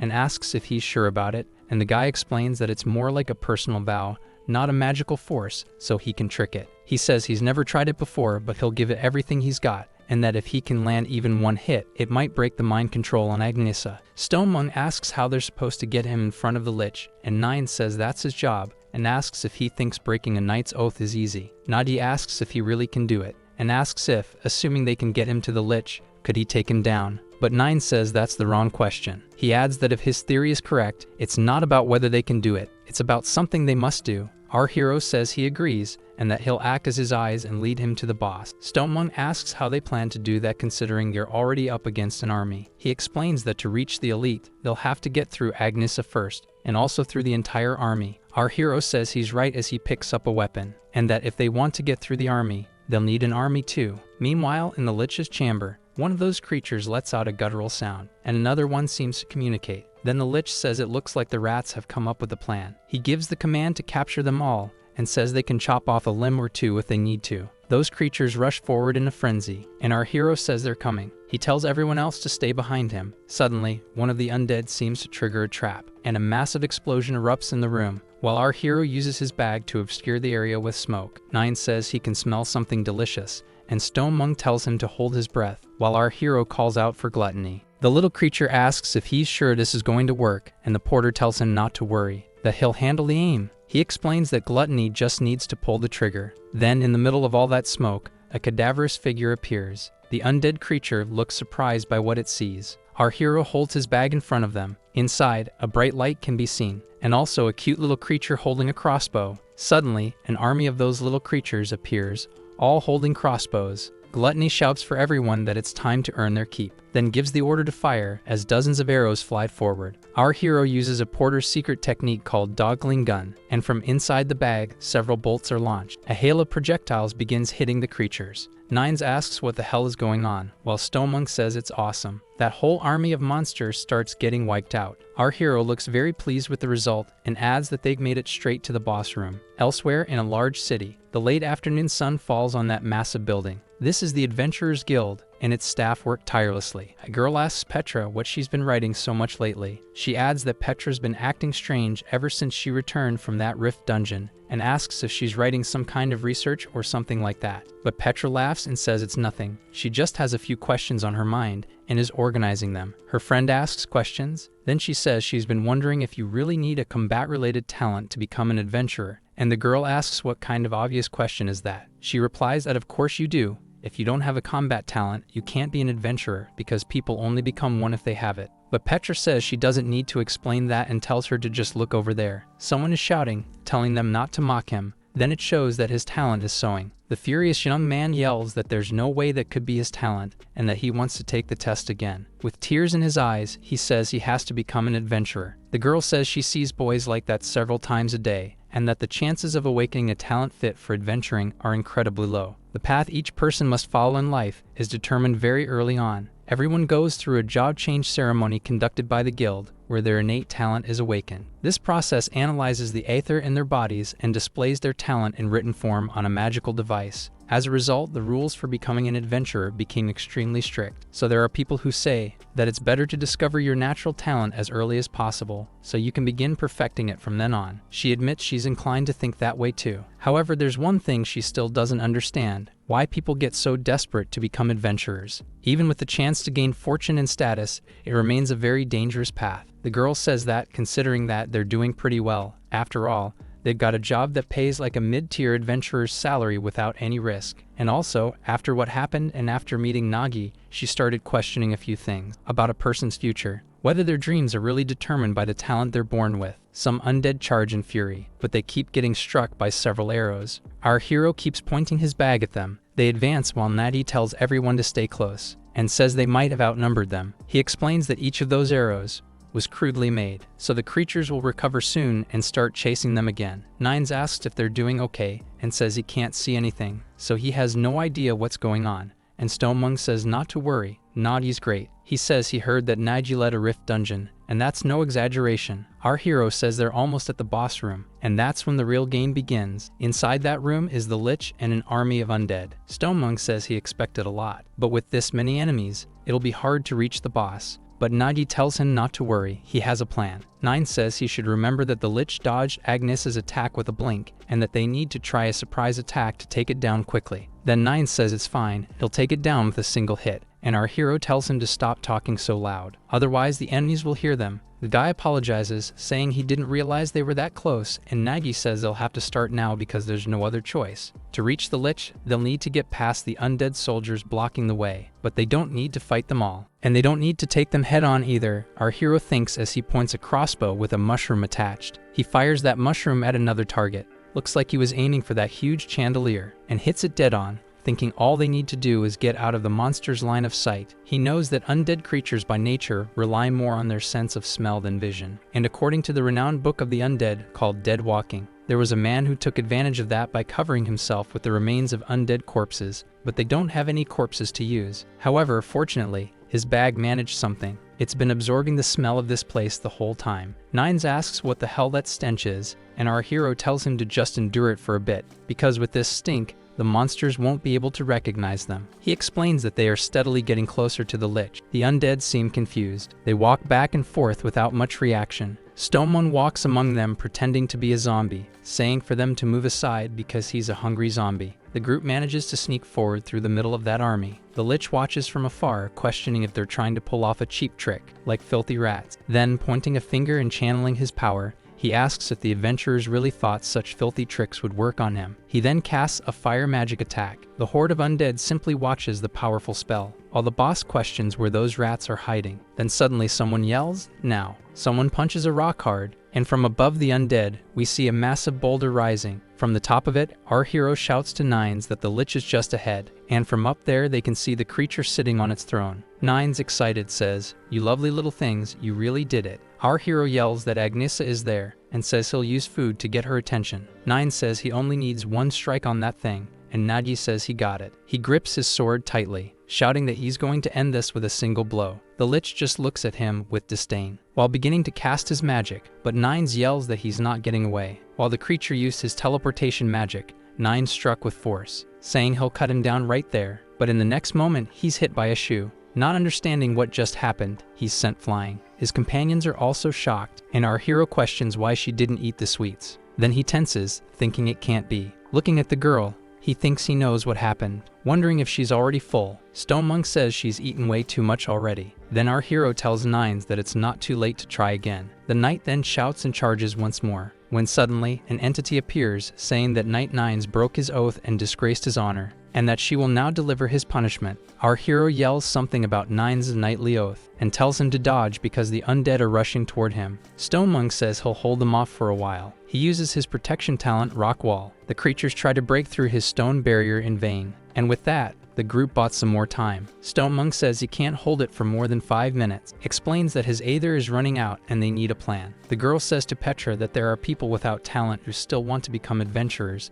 and that maybe with rigorous training they could match one. But the decisive difference between an adventurer and a non-adventurer is aether. Only with these combat talents can you accumulate and refine aether in your body. Of course, a low-level dungeon could be cleared by a well-trained common person, but against high-level monsters or the inevitable boss that awaits in every dungeon, without aether, they simply can't be defeated. Our hero grabs his bag once again, determined, and several arrows fall to the ground. While in that conversation someone asks if any of them could become an adventurer. The lich simply smiles, waiting for the attack. A massive explosion erupts in the room. Nines appears to be furious. Nines says he'll hold them off so that he can run, but our hero says he can't do that, and Nines says it's the adventurer's duty, and that since they failed the dungeon, the responsibility is theirs. The lich watches and says it's pathetic, questioning if they really think a mere rat could escape after sneaking into his palace. The creature casts a spell while the group curses the situation. That dark energy rushes toward them, striking the area head-on. The adventurers are heavily affected by the attack, and the creature floats toward them, saying they aren't even worthy of being entertainment,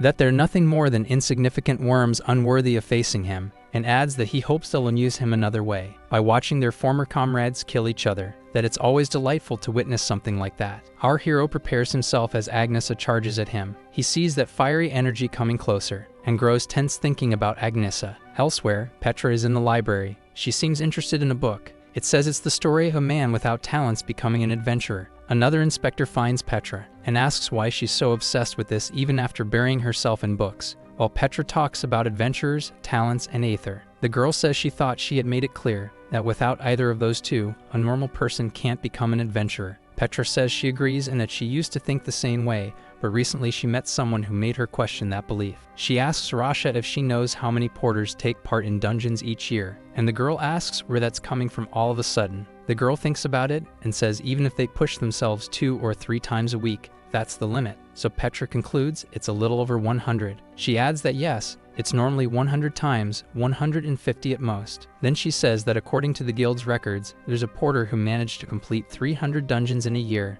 and asks what kind of person she thinks that is. Rashid is surprised by the number of times and wonders if that person even rests, and adds that even for a porter, someone that obsessed with dungeons must have one of 2 things. She concludes that they're either completely obsessed with money, or they have an unrelenting hatred for dungeons. Back in that dungeon, our hero defends himself from something. He blocks Agnesa's powerful attack with his weapon, but it seems like his sword is no match for the girl's strike. In the next instant, it breaks. He realizes that if he fights her head-on, he won't even be able to withstand a single blow. And more than the difference in weapon quality, the real gap is between Agnesa and him. Then, in the next moment, another sword is broken, and this time, he equips a shield. He prepares to keep fighting amid that pile of broken weapons. He thinks he needs to have at least one advantage. When adventurers are clearing a dungeon, a porter has nothing to do. The only thing they can do is watch while the adventurers fight. That's how he knows something about Agnesa, her swordsmanship, and her habits. The girl looks at him, ready to strike, as he thinks that every time she attacks, she starts by using ignition, then follows it up with swordsmanship techniques. But even knowing that, her attacks happen in a mere instant, and just reacting isn't enough. He knows that the time between consecutive strikes is only 0.2 seconds, and if he waits to see the move before dodging, it'll already be too late. The girl keeps delivering her attacks as he dodges the best he can, until she hits him while he's blocking with the shield. Our hero knows he needs to anticipate her next sequence before she does, and even so, she's faster than he expected, so he needs to act at least half a beat early, wondering if this is the limit of his reflexes. He thinks in that sense, he should be grateful to that guy, because after taking a hit, he got a feel for the attack speed of mithril rank. But in the end, that's all. If he only stays on the defensive, he'll never be able to change the situation, and he thinks there are only two ways to break through it. Either he takes down the lich who cast the domination spell, or he lands a strong enough hit on Agnesa to take her out of the fight. But for now, the latter is his only option, and even if it's just once, if he can land a single hit on her, first the axe, because regular swords melt the moment they make contact. But if it's a thick axe, yet he realizes that strategy didn't work. He understands that swords or axes make no difference against those flames. Any of them would be sliced like tofu. Then he thinks how a spear would do. Maybe it would give him an advantage in reach. Agnesa attacks with her flames again, and he realizes that strategy didn't work either. He understands that against magic that feels like a dragon's breath, distance means nothing. And that leaves him with only one remaining option, but he decides to keep trying until something works. He shouts for Gluttony to throw out any weapon he has in the bag. Then several weapons start flying out of the bag into the air. As our hero keeps charging forward with two swords in hand, he holds one sword in his left hand and prepares to deliver a strike. Once again, he clashes with his opponent, and his sword is broken in two again. He makes an agile move in front of the woman, while grabbing new weapons, delivering yet another strike alongside his opponent. Agnesa continues using her flames against our hero. A whirlwind of fire swirls as swords fly through the air. Our hero keeps moving skillfully as he switches weapons, then unleashes more attacks on his opponent. That weapon, as expected, begins to crack. He thinks that keeping distance from an attack that feels like a dragon's breath makes no sense, and he takes heavy damage from the heat, then decides he just needs a little more. Sneaking between the weapons, he picks two more. Gripping them tightly in his hands, he knows he only has to endure a bit longer, then lands more strikes on the woman, who counters relentlessly. The two opponents stare each other down in the middle of that storm of blows, and he keeps repeating to himself that he just needs a little more. Our hero continues attacking without pause, while the woman keeps breaking every one of his weapons. She continues her tireless flame attacks until she uses a powerful magic swordsman technique, and our hero braces for the impact, but feeling severely wounded, he thinks this is his limit, and that he believes her sword will break before his body gives out. But the girl doesn't give him even a second to breathe and charges in again. He realizes that his body will give up before he achieves that, and finally he is struck by the woman. The boy feels the powerful blow from the mithril rank warrior, and that monster seems to be enjoying the sight. He says it's quite entertaining that this has turned into an unexpected show, because until now the other adventurers who came here were nothing but trash. But he is worthy of this dungeon, and the lich asks him to lend his strength to the dungeon, because if he does, he could expand his domain beyond this palace and devour the entire kingdom. He adds that thanks to him, his dungeon will grow powerfully, and excitedly thanks him, saying he will rebuild his empire in this world. The room is filled with broken weapons, and our hero seems to finally be out of strength to keep fighting. He thinks that a monster plotting to invade the world is truly dangerous, and that he can't let him escape. He knows all monsters must die within their dungeons. Then he asks Gluttony how many weapons they have left, and the creature says only one. At that moment, he realizes he has just one chance left. He wonders what he should do. Actually wondering what he can do, he closes his eyes to reflect on it, and thinks there is no solution. In the face of that extreme crisis, Naji loses consciousness for a brief moment and feels like he's dreaming. Then he remembers why he became so obsessed with dungeons and why he fights so desperately as a porter. That day when a dungeon break happened and he lost everything. The day our hero made a vow that he would destroy all dungeons. It wasn't something a mere porter could do, and he remembered when he tried to become an adventurer, but someone told him to give up. But they also commented that, judging by his eyes, he didn't look like someone who would give up. That person said, as far as they knew,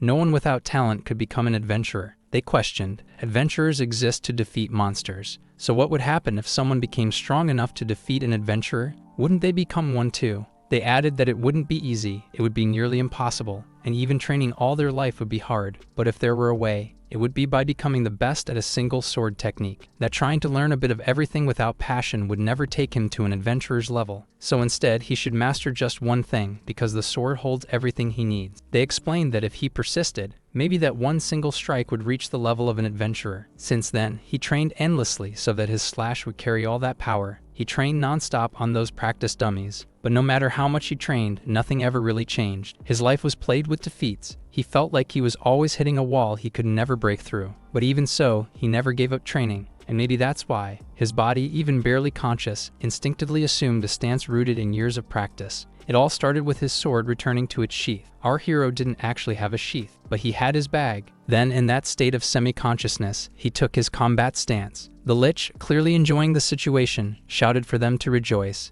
He said he would grant them the gift of immortality, so they could leave behind their fragile mortality. At that moment, the girl charged our hero once again. He remembered those words saying that someone without talent could never become an adventurer, so instinctively he reached for the sword in his bag. He remembered the words that said without the ability to manipulate aether, no one could take down a monster. And in that moment, he drew his weapon. A strange energy began to surge from his bag, as he asked himself whether he shouldn't be the one to decide that. Then, with an extremely trained movement, he launched an attack at the girl. It clearly caught her by surprise. The lich went silent for a moment, simply observing. But he smiled, clearly enjoying what he was seeing. He kept his eyes locked on the scene. The creature watched as those two companions clashed fiercely. Then, without warning, the creature's head rolled across the floor. That day he wasn't aware of what he had done, and the strike he released was what severed the gap between an adventurer and a non-adventurer. And in the years that followed, that sword technique would be remembered by this name. Sword technique that surpassed the limits of its weapon. Azerhand Quicksword Draw. The number of dungeons keeps growing, at such a rapid rate that humanity's fragile power can't stop them.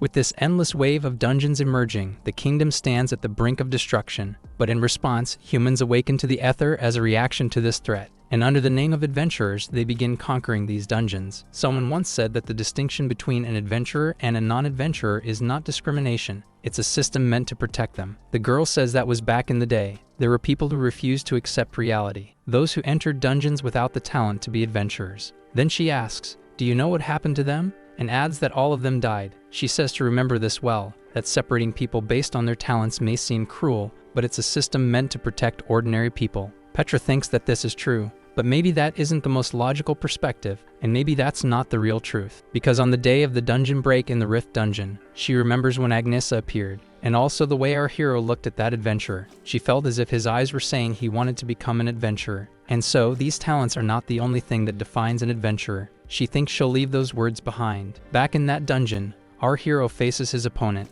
Agnesa, surprised, wonders how that happened, asking Naji how he managed to pull that off. More determined, he says it's not over yet, that thing is still there. The creature screams, calling him a bastard, asking how he dares to touch its body. Then the creature flies into a rage, chanting, and begins to use its power to regenerate. Our hero knows that liches are troublesome monsters. Though they are mages, they possess absurd durability due to their life vessel, and that core must be destroyed, or else they can revive. Our hero knows he has to deal with this, that he needs to wield his sword once more, but he realizes his body won't move anymore. Agnesa tells him to rest now, and that she will fix her mistake. The creature tells her to come forward, calling her human, then extends its hand to cast another spell. She thinks that there are two ways to put an end to a lich. One is to find and destroy its vital vessel. I'll keep attacking until its stored life energy is depleted. The creature says it's useless, claiming that it is immortal. Agnesa doubts that claim. She says he covered her entire body with mana to control her, but that wasn't much different from exposing his weaknesses, because by following that mana flow, during the moment she was being controlled, she seemed to have realized something. What she found by tracing that flow was his life source, and she could clearly see all that stored energy. Then she says she knows what his vessel is. The creature curses her, refusing to believe what she's saying, and she adds that it's that throne he was sitting on, charging toward it ready to strike. She hits that object dead on, splitting it in two, much to the creature's despair. The lich seems unable to believe what he's seeing. Then suddenly, he's struck square in the face. He laments, saying his dream is crumbling. While the adventurer sheathes her sword, she asks our hero if he's okay, and what sword technique he just used. He laughs and jokingly says, "Who knows?" He says he has no idea. He just thought he had to stop him somehow, and that thing ended up working. But either way, he's really happy it's over and thanks Agnesa. But the girl says sincerely that there's nothing to be proud of, and that all she brought was suffering for everyone, so she's not fit to be a leader. She says that even though she was under the elite's control, she clearly remembers everything that happened. She thinks that even though she wasn't moving on her own, he fought her head-on as an equal. Considering all her physical abilities, talents, and aether, he still managed to overcome the differences in all those aspects. She's impressed because even while fighting her, he found an opening to strike the lich who was behind her, and wonders what technique that was. And even now, what deserves recognition isn't just strength, because there's something even more important. The most important thing is his will to fight an opponent he might never be able to defeat. A man once told Ganeza to remember that, and said that their guild, or rather the world, doesn't need adventurers with great power. What they need are adventurers with great will, and that one day she would understand, because she would meet someone like that. Someone who, when faced with an extreme crisis, would unleash nearly inexplicable power through willpower alone. unlike others who seek personal gain. Someone who can't be measured by ranks like gold or mithril, a true adventurer. And that's why, as vice captain of Twilight Wind, she needed to make sure he joined them, so she says she'd like to ask Naji something. She explains that their guild isn't a typical one chasing wealth or fame. They exist to eradicate dungeons and prevent dungeon breaks. Because of that, they end up taking on the hardest dungeons, ones that bring no treasure, only hardship. That's why their guild doesn't look for great power, they look for those who have great will. People like him, who risk everything to complete a dungeon with no personal reward,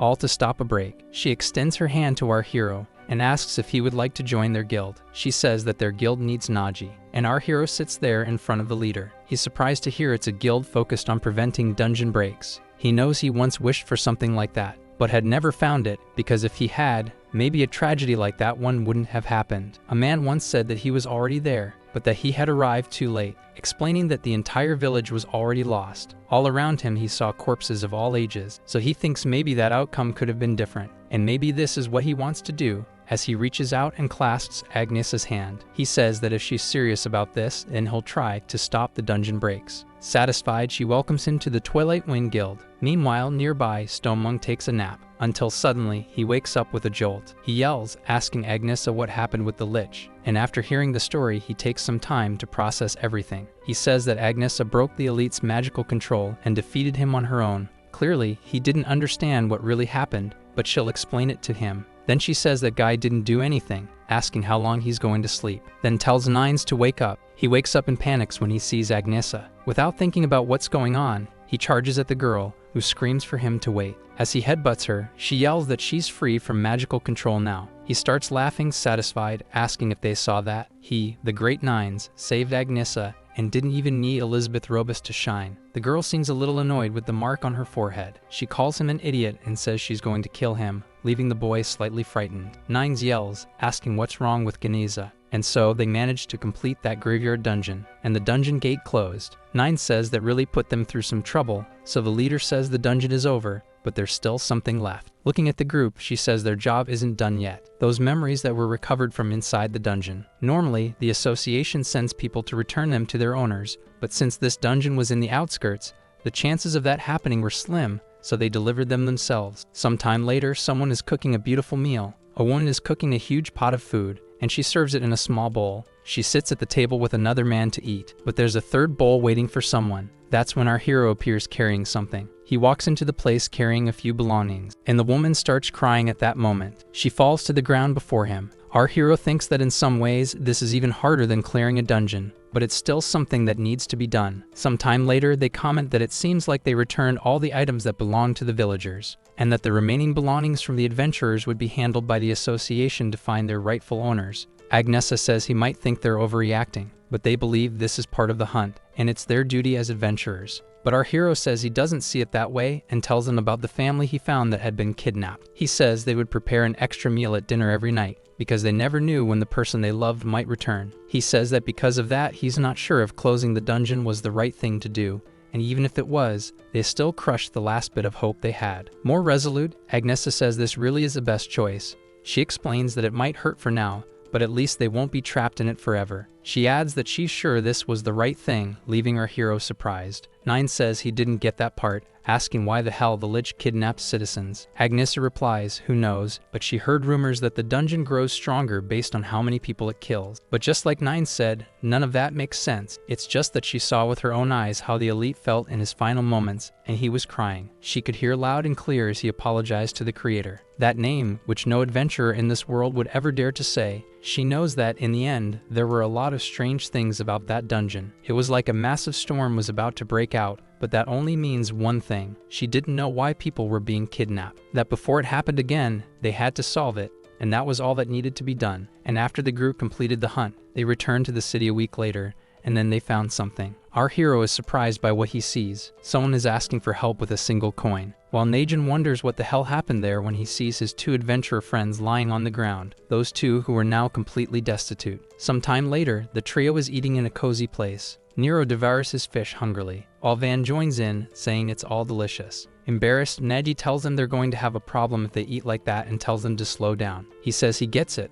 and if the story they told is true, then basically what happened was this. While he was away for a week dealing with that dungeon, those two were getting into trouble. Excited, the two say he should join them, adding that they even avoided the leader. Van says he's a genius adventurer and won't regret recruiting him, and the girl confirms it, asking why they're not getting accepted. The girl thinks those two are trouble and have already been there for way too long. Annie says that from what she heard, he's not a real leader and they were tricked, but they get mad, saying he was a leader and that they need to recruit them. The girl knows there's a problem because none of that is working. They're not listening to reason. Then it looks like she remembers something and thinks this method should work. She says that in order to join, they have to pass a test. To the duo's despair, she asks why they're scared, but the two say to bring the test, they'll pass no matter what. Now another girl speaks, saying that's it. The entry test will be as follows. Get 5,000 gold coins, leaving the two of them stunned. They were so hyped up, but even combining everything they had, they didn't reach even 500 coins, and the pest control quest they picked up in the sewers only paid 30 coins. Then they ask when they might be ready to join the guild, saying it would take time before they become old and tired. At one point, someone mentioned they heard they needed money. They questioned whether they dreamed of getting rich quickly. The guy explains that here they can put money in and make money, but if they make a mistake, they'll lose, saying this opportunity doesn't come around every day. Excited, the two think that this is the opportunity, it's perfect, and they'll make a lot of money. What they didn't know was that this was the fastest way to lose money. That guy then tells them to get started. Excited, calling them dear fools. The duo is a bit surprised when they see how quickly the man moves those jars. And that was also the easiest way to lose money. Our hero asks if they were basically tricked and starved these days, and Van says yes, and that their leader saved them today. He laughed, saying he knew adventurers were careless, but he thinks they were idiots, and that the test to join was just a way to extort them. Van says he heard that Agnesa personally tried to recruit him, and he refused, asking why he did that. He explains that it was what he planned, but somehow ended up joining the guild, so Van screams for him to ask her to let them join too. But suddenly, it seems the boy realizes something,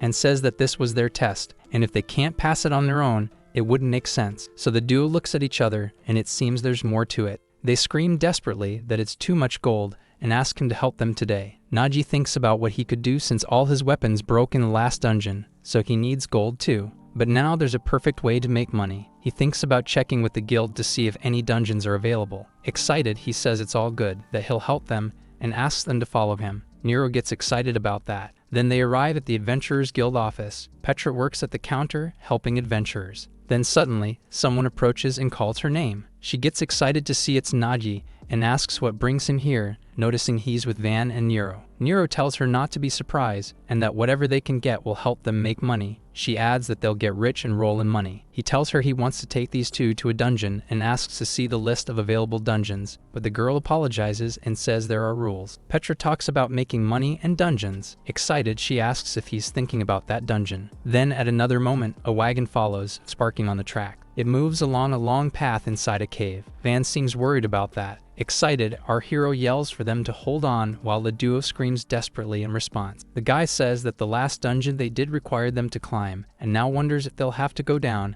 Naji says they found more things down there, but he reassures them not to worry as they're almost there. They finally pass through that passage. Now underground, the group continues their path. She says it's very strange that they went so deep but didn't find any monsters, and Van says he was actually looking for a fight. Our hero says that's because the dungeon has already been fully cleared. The duo is surprised by this information. It's a mining dungeon, also known as the Gold Rush Dungeon, rich in minerals, making it one of the best places to make money. Even after completing the dungeon, it doesn't disappear immediately, so guilds accept the mission to clear all the monsters first. Then they hire dungeon miners to extract the ores. In other words, this mining dungeon is already empty of anything valuable. But in the deeper regions, it's a different story because transporting the ores from deep down becomes unfeasible due to the value. Excited, our hero tells them to look over there, surprising everyone. He adds that this is his target, testing a bunch of shiny ore. This is a mining type ranking dungeon. Nero gets excited looking at all of that, and he says that unfortunately, there are high-quality minerals there. That's where her bag truly shines, as it easily solves the transport problem. Excited, he says that now that everyone understands, they should start, and provides some mining tools. His companions seem unable to believe in that marvel.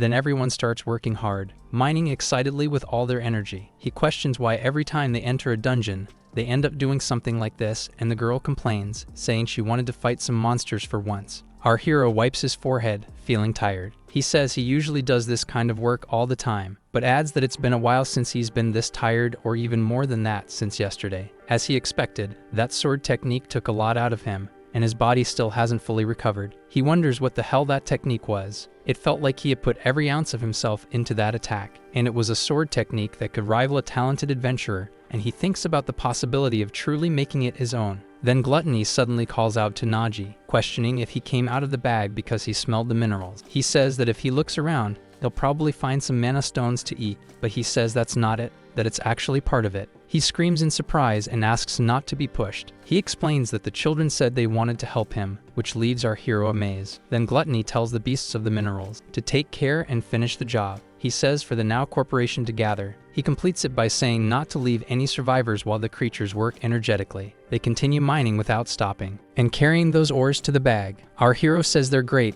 and that it makes sense since they are creatures that live in packs, so they have very good coordination. He thinks that they asked for 10% and he agreed, but wonders why they want that, and Gluttony says he wouldn't understand, asking if he knows how useful that is in there. But Naji says that, anyway, everything is going smoothly. While he was talking to Nero and Van, he seemed surprised by something, but it looks like Naji made a mistake, and there are taboos you never break in a dungeon. You ask if this dungeon is either completely empty or if it's being too easy. Imagine an adventurer commenting that the dungeon is too calm today, and the moment those words are spoken, the difficulty increases drastically. So Naji forgot something important. Van and Nero are idiots. Smiling nervously, Van says that at this rate, they'll be in this dungeon for weeks just collecting ores. The worst thing about idiots is when they start thinking. So Van wonders if it would be faster to crush everything than to mine this piece, and says that a normal adventurer wouldn't manage, but he's a genius adventurer called Van. Then in the next moment, he flicks his finger, using a skill to cause an explosion in the area. A bunch of ore pieces fly in all directions, and the second scary thing is when the idiot truly believes he's a genius. Satisfied with the result, he says it's brilliant and Nero cheers, saying they did it. But suddenly, a crack forms in the wall, and a huge amount of energy starts leaking out of it. Oz seems to not understand, questioning what that is. Then a giant creature made of crystals emerges from the hole, several rocks flying in all directions. Then that huge thing opens its eyes and lets out a loud guttural roar. That massive creature opens its enormous mouth full of energy and starts walking, cracking the entire ground. The creature moves toward the adventurers. Then suddenly, our hero screams for everyone to run.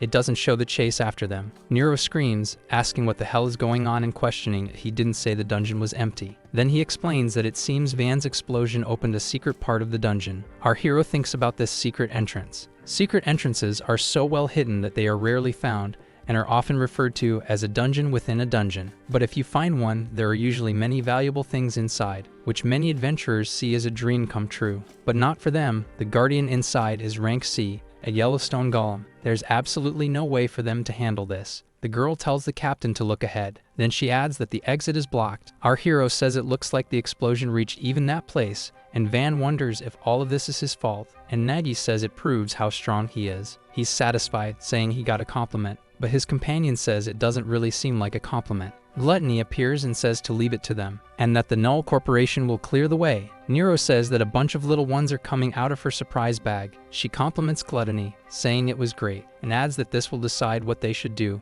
as even the route to escape will be cleared. They'll need to distract that huge creature. Van says that all this mess happened because of him, so he'll handle it, but our hero says no, because it's dangerous. He explains that this mine has a high concentration of aether, and if another explosion happens, they won't be able to control how it might react. And if a chain reaction happens, the mine could collapse and they could get buried. He then asks if he can't use his fingers for summoning, and realizes that if he can't use his fingers for summoning, wouldn't he just be the equivalent of a normal person? Nero says to leave it to her then, and excitedly says that there's finally a monster to fight, completing that she's been waiting for this moment. Then she charges at the creature, saying she will take down that thing by herself. Our hero tells her to be careful, explaining that golem fighters aren't exactly a great match, but the girl doesn't listen and prepares her powerful kick. She hits the golem's face squarely, but seems to realize something unpleasant. Holding her injured foot, she says that the creature is too tough. As the golem chases Van, Our hero asks if the girl is okay, and she says yes. He asks if Nero has any special abilities she can use, and the girl seems excited. She explains that her special ability is athleticism and flexibility, and Van yells, calling her an idiot, asking how many times he has to tell her that's not a special ability. He explains to the captain that Nero is famous for not having any special ability, and the girl looks a bit annoyed. Our hero thinks this is unfortunate, because if she had a useful ability, they could find a way to use it. To utilize their talents, an adventurer needs a special ability, like Agnes's flames or Van's fingers. Honestly, her physical abilities are already comparable to special humanity, but the girl says it's not helping much. Then he thinks that in the end, there's only one thing he can rely on. That sword technique he used earlier, with the only weapon he still has now, which is the one he got from the cemetery dungeon. He remembers the occasion when someone commented that it was a relic. Nines comments that even if it's not a superpowered relic, it's still useful, while questioning whether they should sell it and split the profits. But Nines asks to keep it because she likes the design, and since it's black, it'll match with him. Smiling, the girl says just to make it clear, and asks if a certain someone who did nothing to complete the dungeon is trying to take the relic. Stonemung tells him to stop it because he can't even use it because of Elizabeth Robust. Then Agnesa says that if everyone is okay with it, she wants to do something, which is to give this relic to Naji. This is because his weapon took a lot of damage in the previous fight. Our hero thinks that even though it's a low-ranking relic, relics are meant to be used by adventurers, and that's the Blade of Death, and it has a huge difference from the weapons he was using. He believes that if he combines the power of this relic with the sword technique, he'll be able to cut the golem. But the problem is the preparation time, as that technique required extreme focus and quite a bit of time. So he asks Nero and Van to hold off for a moment, as he has a way to bring it down. Full of energy, Nero screams to leave it to her, and completes that she can handle it, but her friend says she should be careful, as if she's hit directly, she'll be smashed. Then the girl charges at the massive creature. She knows she doesn't have the attacking power to break the golem's defenses. That creature prepares to attack the girl. Then it delivers a powerful blow with its enormous hand, but she manages to easily dodge that attack, and thinks that when it's about running, it's always with her. Now he keeps trying to hit the girl, who continues to dodge skillfully, when suddenly she notices something. Our hero thinks that everything starts like this. When he sheaths his sword, with his eyes closed, he tries to concentrate as much as he can. Meanwhile, Nero keeps jumping and dodging that creature. She performs a series of flips to avoid the monster's attacks. The creature seems unable to find her, and it takes a while before it sees her again. Smiling, she says that if she couldn't do this, she wouldn't be an adventurer. The monster keeps attacking relentlessly, and her companion Van is surprised by the girl. Tense, he says she's making everyone impatient again, just like during training, and if this keeps up, something will happen. So he shouts, asking the captain to do something. But our hero just keeps focusing on his goal. Then he draws his sword, radiating a strong energy. While Nero continues her work of not dying, satisfied, she thinks he doesn't need to worry. She remembers her past, thinking she has no special skill, and that she was always looked down on just for being a beast woman. But even so, she could become a great adventurer, and she keeps performing her moves to dodge the creature's attacks. Determined, she thinks she will prove it. Meanwhile, our hero draws his sword, brimming with energy, thinking that now he is ready, and that he feels like before, as if he could cut through anything. But Van asks him to wait a second. He shouts for his friend Nero,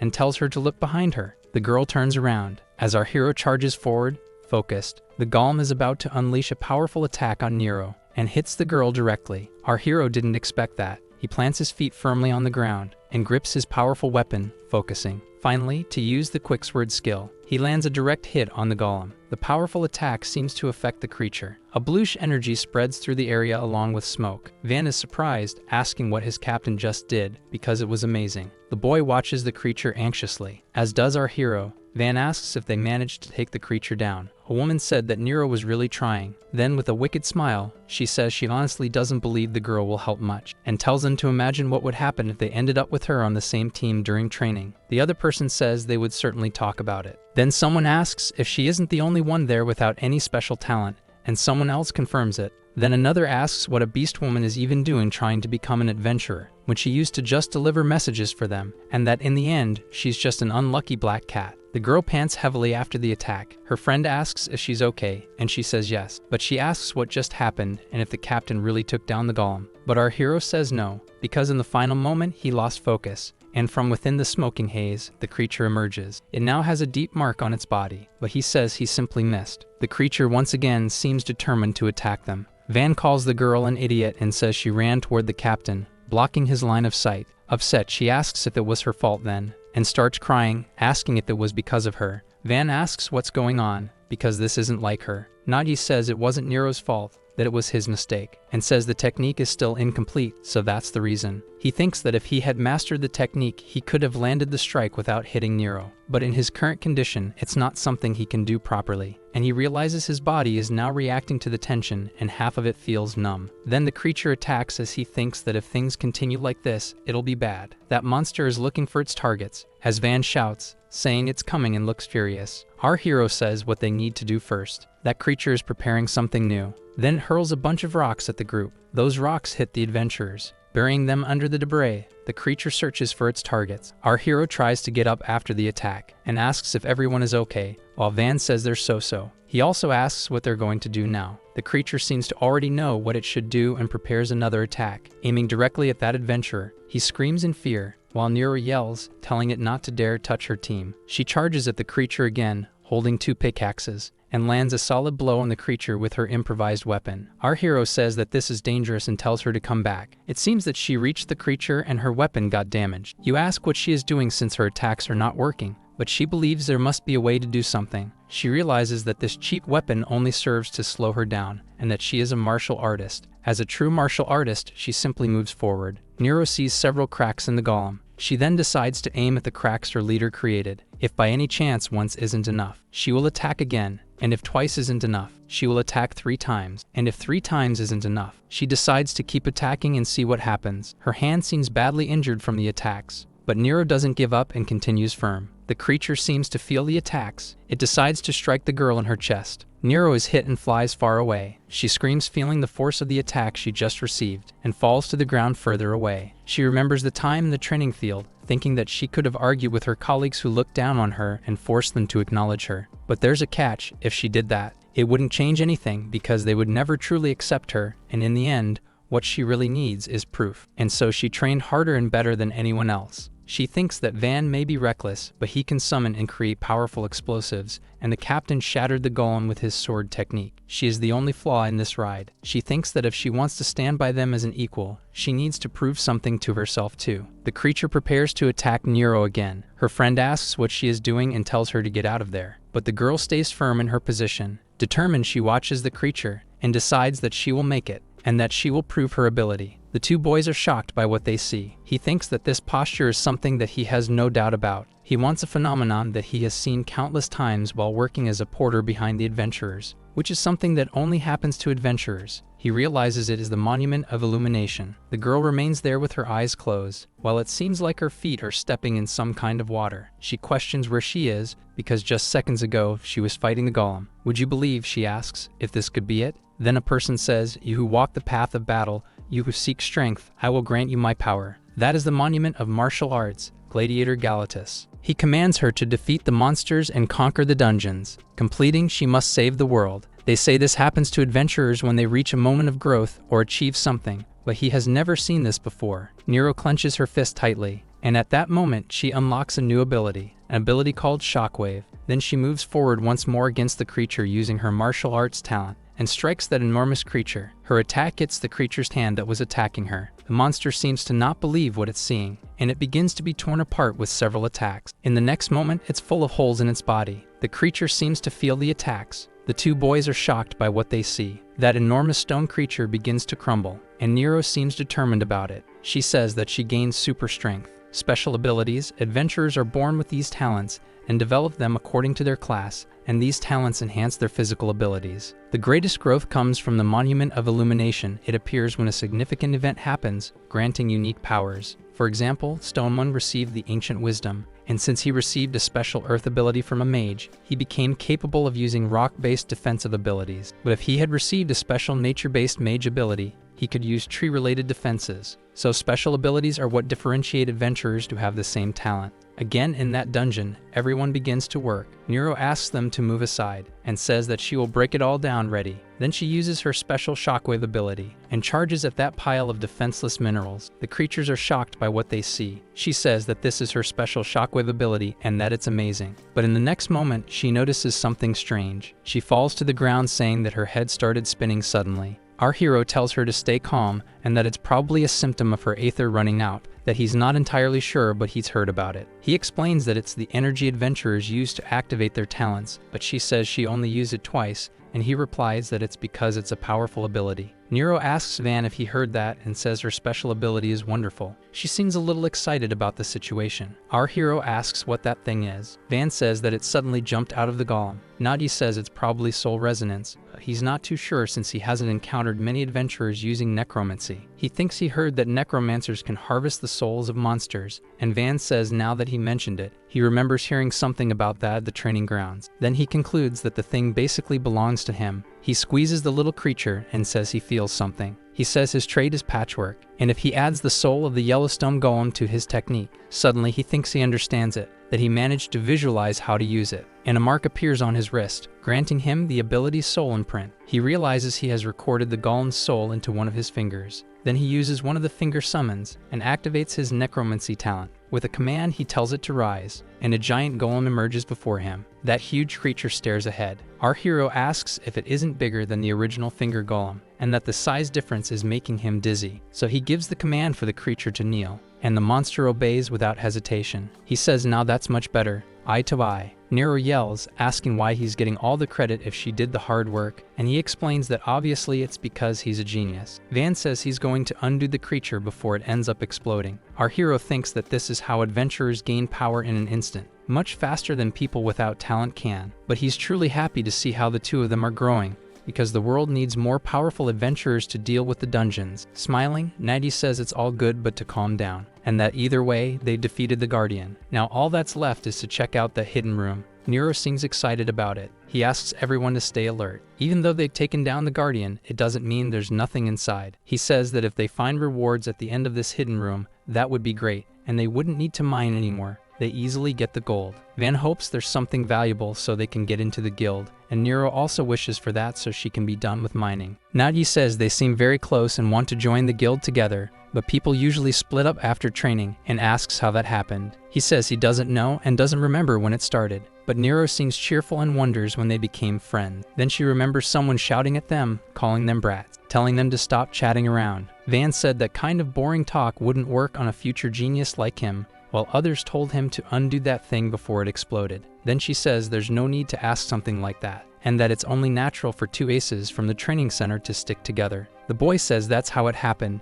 and thinks that aces end up staying together after all. Nero says now that she has a special ability, she'll be unstoppable. He then says there's something he's curious about regarding the captain, and asks what exactly that bag is. Nero says she was curious about it too, and that strange things come out of it. Van asks if he doesn't have a swordsman talent, but Naji says that's rare. He asks if it's true that normally people receive the talent most compatible with them during the class advancement ritual, but there are rare cases where instead of awakening a special talent, people receive an item or a customized piece of equipment, and his bag is one of those cases. Usually, the items people get are useless and are considered failures. Nero says she never heard of anything like that, and asks if she can try touching the bag, but our hero says he doesn't mind, but he tells her that for her, he'll probably just act like a regular bag, and the girl shouts that he's right, there's nothing in there ready. Continuing, he says that when he touches her, something happens. Then he places his hand inside, and says that something like this happens, pulling out two huge lollipops from inside. Excited, she says that this is real magic, explaining that she stores things exactly as they are, so they stay perfectly fresh. The girl says that with this kind of ability, he could already be rolling in money, and Van adds that it's an endless ability,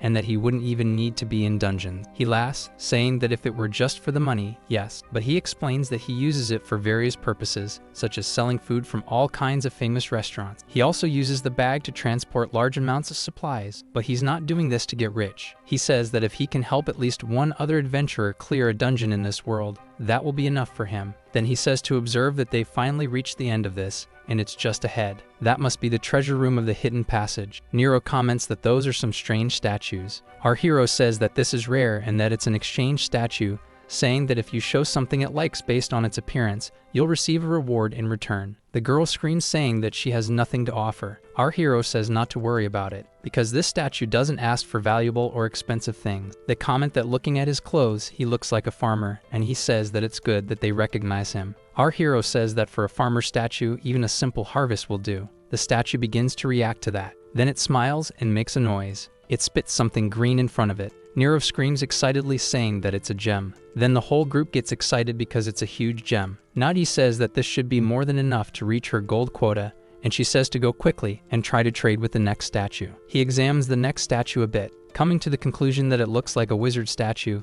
Then you ask what a wizard might want above everything else. He says it could be a magic stone or perhaps something like that over there. The statue just watches for a while, but seems a little irritated in the next moment. He says that he failed and thinks he gave something it didn't like. Van asks if he only has one chance, while Nero says they're all disgusting and wet. Our hero questions who would think they'd throw a cursed solution at him just for failing, and that they should be cautious with the last statue. The last statue looks like a zombie statue. Nero gets excited, saying it's the last attempt so he should try not to mess it up, and that they really need to beat this one. She says that if it's a zombie, all it wants is human flesh or something like that. Van asks if he can offer his finger or something like that, but the girl says it might not be enough and tells him to give half of his body. The man gets scared. Smiling, our hero says to wait, that it's already too much, and that he has something that could work. He says maybe the bones they got from the cemetery dungeon or the raw meat of some animal. But suddenly he thinks of something, that zombies used to be human and maybe what they really want is something different. He thinks that a zombie used to be a human, so he thinks that what it really wants is that, and he hands an apple to the statue. His group gets desperate,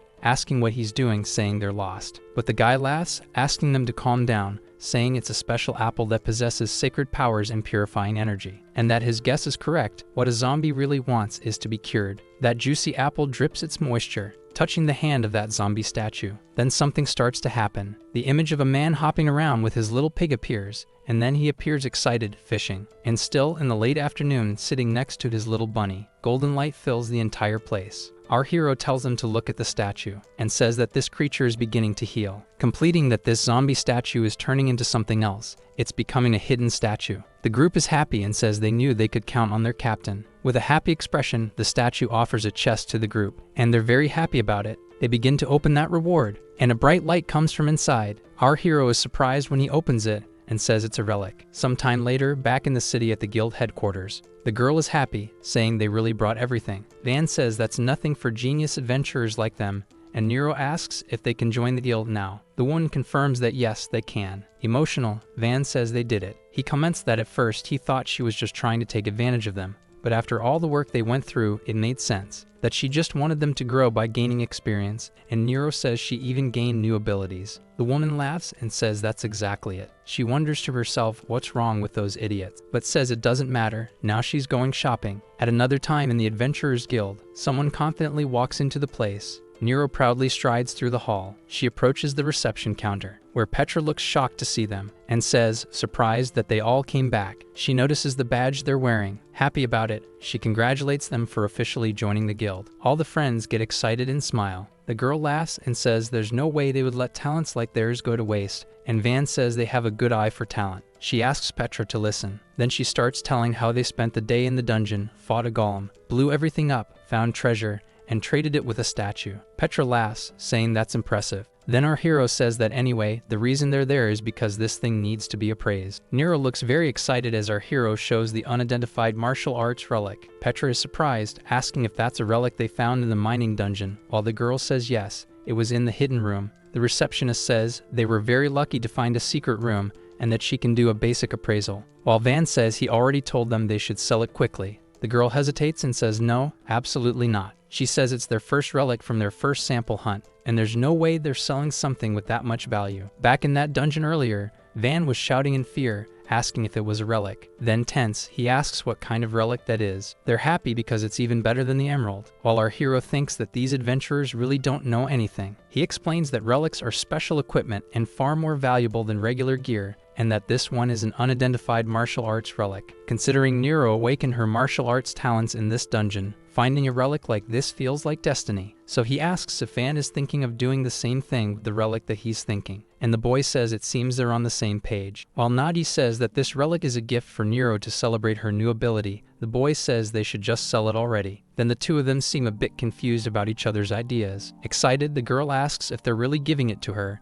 and she starts jumping with joy. Then the boy says he suggested selling it because with the money they could fully gear up with stuff from the shop, but the girl insists, saying no. Then Petra slams the desk, telling Van no. She says comparing a relic to a regular item is an insult. She explains that relics are the heart of adventurers and the key to conquering dungeons, and that each relic is a magical artifact with unique abilities. That's their real value. It comes from how they resonate with Aether. And what she means is that a simple relic that matches an adventurer's Aether can make them incredibly powerful. The reason so many adventurers explore dungeons is exactly to obtain these relics. Our hero thinks Petra is absolutely right. She thinks that some high-ranking adventurers are practically covered in relics from head to toe. But there's an irony in the existence of these relics. They make ability-related equipment obsolete, like his bag, and no matter how useful that item seems to be, in a world full of relics, it would still be better. Finally, the girl says she'll take a look. She explains that she'll appraise the relic, then uses a talent to detect the item, converting the properties of the relic into text. Moments later, she receives a message saying the appraisal was successful, and the relic begins to reveal itself. That is a relic called Copycat, and it's quite rare. That thing starts mewing non-stop, while Nero is amazed by what she sees. Then a pink energy starts surrounding her. She's surprised that the relic equips itself while her friend tells her to take it off because they need to sell it.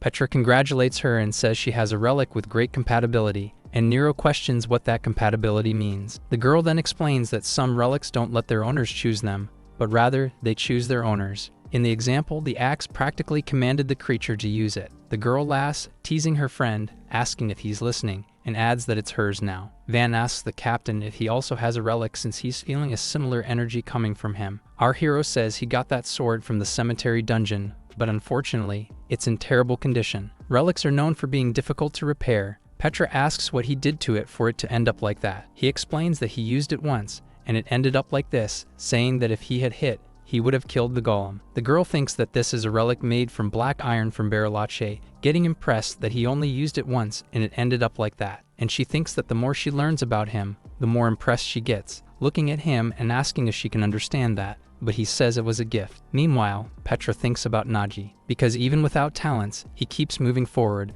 Then she thinks about herself. He apologizes for coming out of nowhere. Naji says he passed an appointment, so they'll go back to the guild first. The girl keeps watching our hero, while her work partner is curious. Later, at the guild headquarters, someone writes something with chalk. Agnesa makes a mark, thinking that this is the 30th dungeon that recently experienced a break. She realizes that these breaks are happening in a pattern. It's too much to be just a coincidence, and each of these dungeons is directly or indirectly connected to the Dawn Guild. She thinks that if this pattern holds, the next dungeon to break will be right there, so she considers going to the location to stop the dungeon break and confront that guild directly. Someone says they won't allow any failure or interference. They say that they gave a dance or a crack to that cemetery dungeon, and they were interrupted many times, always with Twilight Wind behind it. That's because, no matter what happens, they need to make the dungeon break happen, even if it means eliminating anything in their path. Another guy asks what his commander is so worried about. He says that Y is already in the dungeon, explains that when that woman takes an interest in someone, she sinks her teeth like a snake and never lets go, and even he doesn't want to get involved with her. This same woman gave him a very specific warning about Agnesa. She said it's hers. Agnesa thinks that the Dawn Guild is sly. They're organizing the dungeon breaks and then fixing them, but she still doesn't understand their goal. Then suddenly, someone knocks on her door. Our hero shows up, asking if she called him. He comments that he heard she has a task for him, and the girl says that's correct. She explains that the guild has decided to complete the Medangela of Rank A, which is on the verge of a break. Van gets excited, thinking it's a dungeon worthy of a genius adventurer like him, and Nero says they'll handle it. But Agnesa interrupts and says that this must be impossible, adding that they're too weak. The girl says she says that because she hasn't seen her new ability yet. Van says it's a soul collector from a golem, but Agnesa says they wouldn't survive. Nero gets a bit curious about something. She wonders if it's because she started using Ether, but she can see Agnesa's aura, and it's at a completely different level. Coming to the conclusion that what she says is true, they won't be of any use. So our hero asks why, even so, she called them there despite this, and that there must be a reason for it. Agnesa says that's right, that Nine's group and she are planning to clear that dungeon. Then she asks if he doesn't know. There's a dungeon that fits him perfectly, and this dungeon is located in the northwest region of the gorge. She explains that it's a massive underground labyrinth, and they also know that this dungeon is an ant nest. She wants Naji, Nero, and Van to complete this dungeon. This will be their first official mission as members of Twilight Wind. About the raid they're going to do in this dungeon, she wants Naji to be the leader of the expedition, and that leaves the boy confused. He explains that he's just a porter, but Agnesa asks if he didn't know. She says that when she recruited him into the guild, it wasn't because he was a porter, but because he was an adventurer. So for this raid, she wants him to take command and lead them to complete this dungeon. The first dungeon with Naji as leader began, and ahead of them many challenges awaited, and it was beyond anything they could imagine. Inside, fierce ants attack, and one adventurer tries to escape from those creatures. He looks back, terrified by the monsters. When one of them lands a direct hit on him, that creature hits him from a distance. He asks what the hell that is, if this is supposed to be a C rank dungeon. He says it should at least be B rank,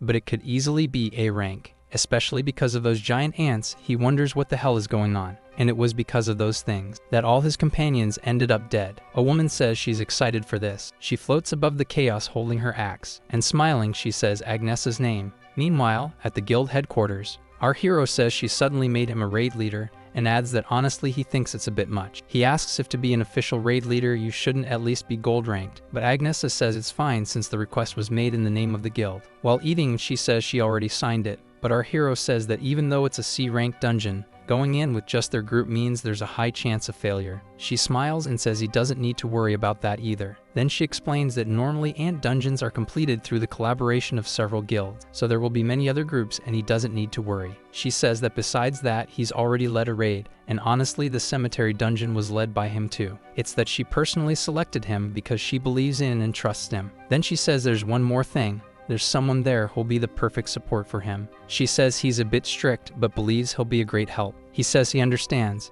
but that since it's an ant dungeon, they have a major problem. Agnesa asks if he's thinking the same thing she is. Then both of them say at the same time, it's the scout. In an ant dungeon, there's a labyrinth and the layout constantly changes, so a guide is essential. Without a professional guide, they won't make it. She says that's exactly it, and that she's trying to get one. She even tried hiring a mercenary, but none of them seemed right. Petra apologizes, not understanding, and asks if they're referring to the adventurers. These are the silver rank scouts from the guild Storm Raccoon. The girl comments that it's been a while since she's seen Petra since school, and enters confirming that she heard Petra joined a guild. In unison, Petra says it's good to see her again. The girl asks her to wait a second. She asks if Petra isn't being a bit too casual, and says they might have been schoolmates, but she's still a white badge. She adds that she's a silver rank, not like Petra. She says Petra may have had good grades in the past, but she didn't earn that as an adventurer, so maybe she should find her place first. Petra gets embarrassed and apologizes to the adventurer, and her friend replies she didn't mean to be offensive. Then she says she's sure she'll see her around. She says she might even have a few odd jobs to pass on to a friend someday. Rasha asks who those people are, and Petra replies that they were classmates from the training schools. The girl asks if that's how classmates treat each other, and Petra says yeah, that there are some stereotypes about scouts becoming talent inspectors for others. The scout talent is used to lead a group on the front lines during dungeon exploration, but outside of dungeons, it's used in different ways. So some choose to become inspectors instead of adventurers, investigating crimes that happen inside dungeons, also assessing the difficulty of each dungeon, and sometimes doing office work. But there's a truth. Being an inspector often feels like a failure. People who don't have the talent or spirit to become adventurers. Petra says she believes that girl is a textbook example. She got excited upon receiving the talent of an adventurer but didn't have the skills or the mindset to become a proper scout, so she became an inspector. Her friend questions if she isn't like that, saying that she could become an adventurer, and that's why everyone was shocked when she said she wanted to be an inspector. She explains that it's because her grandfather was completely against her becoming one, and her friend asks if he was a strict person. Petra says no, that he started crying and begged her not to do it. Then Rasha says that she understands. She then questions if this wasn't actually a decision made by her, and asks her to tell what she really wanted to do, since she read the paper the girl was working on recently. She explains that it looked more like a diary than a thesis, and Petra questions if she really read it. Then Rasha starts repeating a passage she read about Naji telling Ganeza that she wanted to become an adventurer, and Petra yells for her to stop. She adds that the thing is, she thinks exactly the same way, that she can say this based on the way Petra looked when she returned from the dungeon break, and Petra excitedly says that she saw a stone pig. She adds that she could see it in her eyes when the adventurers told their stories about that mining dungeon, and it seemed like she was shouting, wanting to become an adventurer. Sometime later, Petra walks through the hallways, and she looks thoughtful while walking. She reflects on what her friend said. She says that the girl is right, that the truth is, more than anyone, she wanted to be an adventurer, so she always went secretly to the training center without her grandfather knowing. But when he found out and started crying, she realized something. More than chasing her dreams of becoming an adventurer, She wanted to be a good granddaughter who could make him happy. She knew how much he loved her after her parents passed away. That was all that ever mattered to her. It was a dream that was easy to give up, or something like that. But her friend seems unconvinced. The girl then says, "Petra, seriously." She questions if she's some kind of idiot, catching Petra off guard. She explains that maybe it's true that her grandfather wanted a safe life for her, but what he really wanted deep down was for her to have a happy life in the way she wanted, and calls her an idiot. Petra thinks that she really did that. She questions if it's okay, if she can really do what Rasha said. Standing in front of that huge door, she snaps her fingers, and the door opens for her. Excited, she says that she's there to take her test to become an adventurer. She explains that she would like to change careers from inspector to adventurer. An old man with a mustache says that he doesn't know if this will matter, but frankly, she's a great inspector and thinks it would be better to continue like this. Petra explains that her friend said there would be an exam for adventurers today, and she thought she'd give it a try. The man asks if it was by chance. Then he says that the correct phrase would be unfortunately because he's the examiner today, and asks to introduce himself, saying his name is Mr. Pachi, but he believes he's more known by another name. "My name was Adventurer Slayer." The girl is somewhat surprised by this. She thinks she's heard of him, and that he doesn't literally slay adventurers, but he's very strict, and even those who pass are given low rankings. He says that he doesn't even need to test her because people like her, trying to leave being inspectors to become adventurers, appear every year. However, the chance of success in changing careers is only 5%. He says that maybe the talents or aether change over time, but their visibility awakens too late, and they come to take the test with this hope, only to face disappointment. He explains that the evaluation of potential talent done by this machine is absolute. If there was a lack of talent before, there's almost no chance that it's improved. He says that there's no need to drag this out, that she should just put her hand on the device, and the truth will be revealed. The old man thinks that it's Mr. Pachi, that he's seen this kind of thing hundreds of times, and bets that she won't even pass the aether scanning test, and that if she was meant to be an adventurer, that would have happened a long time ago. Petra thinks that she's not wrong about this, that she's doing the right thing, even going against what her grandfather wanted. But the reason her heart has changed isn't just because she wants to become an adventurer. It's not just the dream of becoming an adventurer. And once she asked Naji why he kept risking his life in the dungeons, even though there wasn't much he could do as a porter. He didn't answer, as if it was nothing, and said that it was something that had to be done. She thinks that this sounds so casual, so impartial, but deep down she knows what he means. Going into a dungeon without the protection of aether is like walking straight into the fire with empty hands, even for a porter. And still, he said those words as if they were obvious. She felt ashamed because even though she had a special talent, she did nothing. That machine starts emitting a golden energy. Then someone knocks on the double doors. Petra is leaning against them with a somber expression. When her friend appears, telling them to look at her, she asks if she is really going to take the test again, and if she really did take the test. She adds that she was gone for about 30 minutes, and that probably means everything. Then she continues, saying that she's crying about what she thought could be becoming an adventurer. But it seems like something catches the girl's attention, and she stops talking. She thinks and screams, asking, "What is that?" At another location, her friend comments that this is a shame, that Petra was a good work friend, saying that she spoke to her without pretension,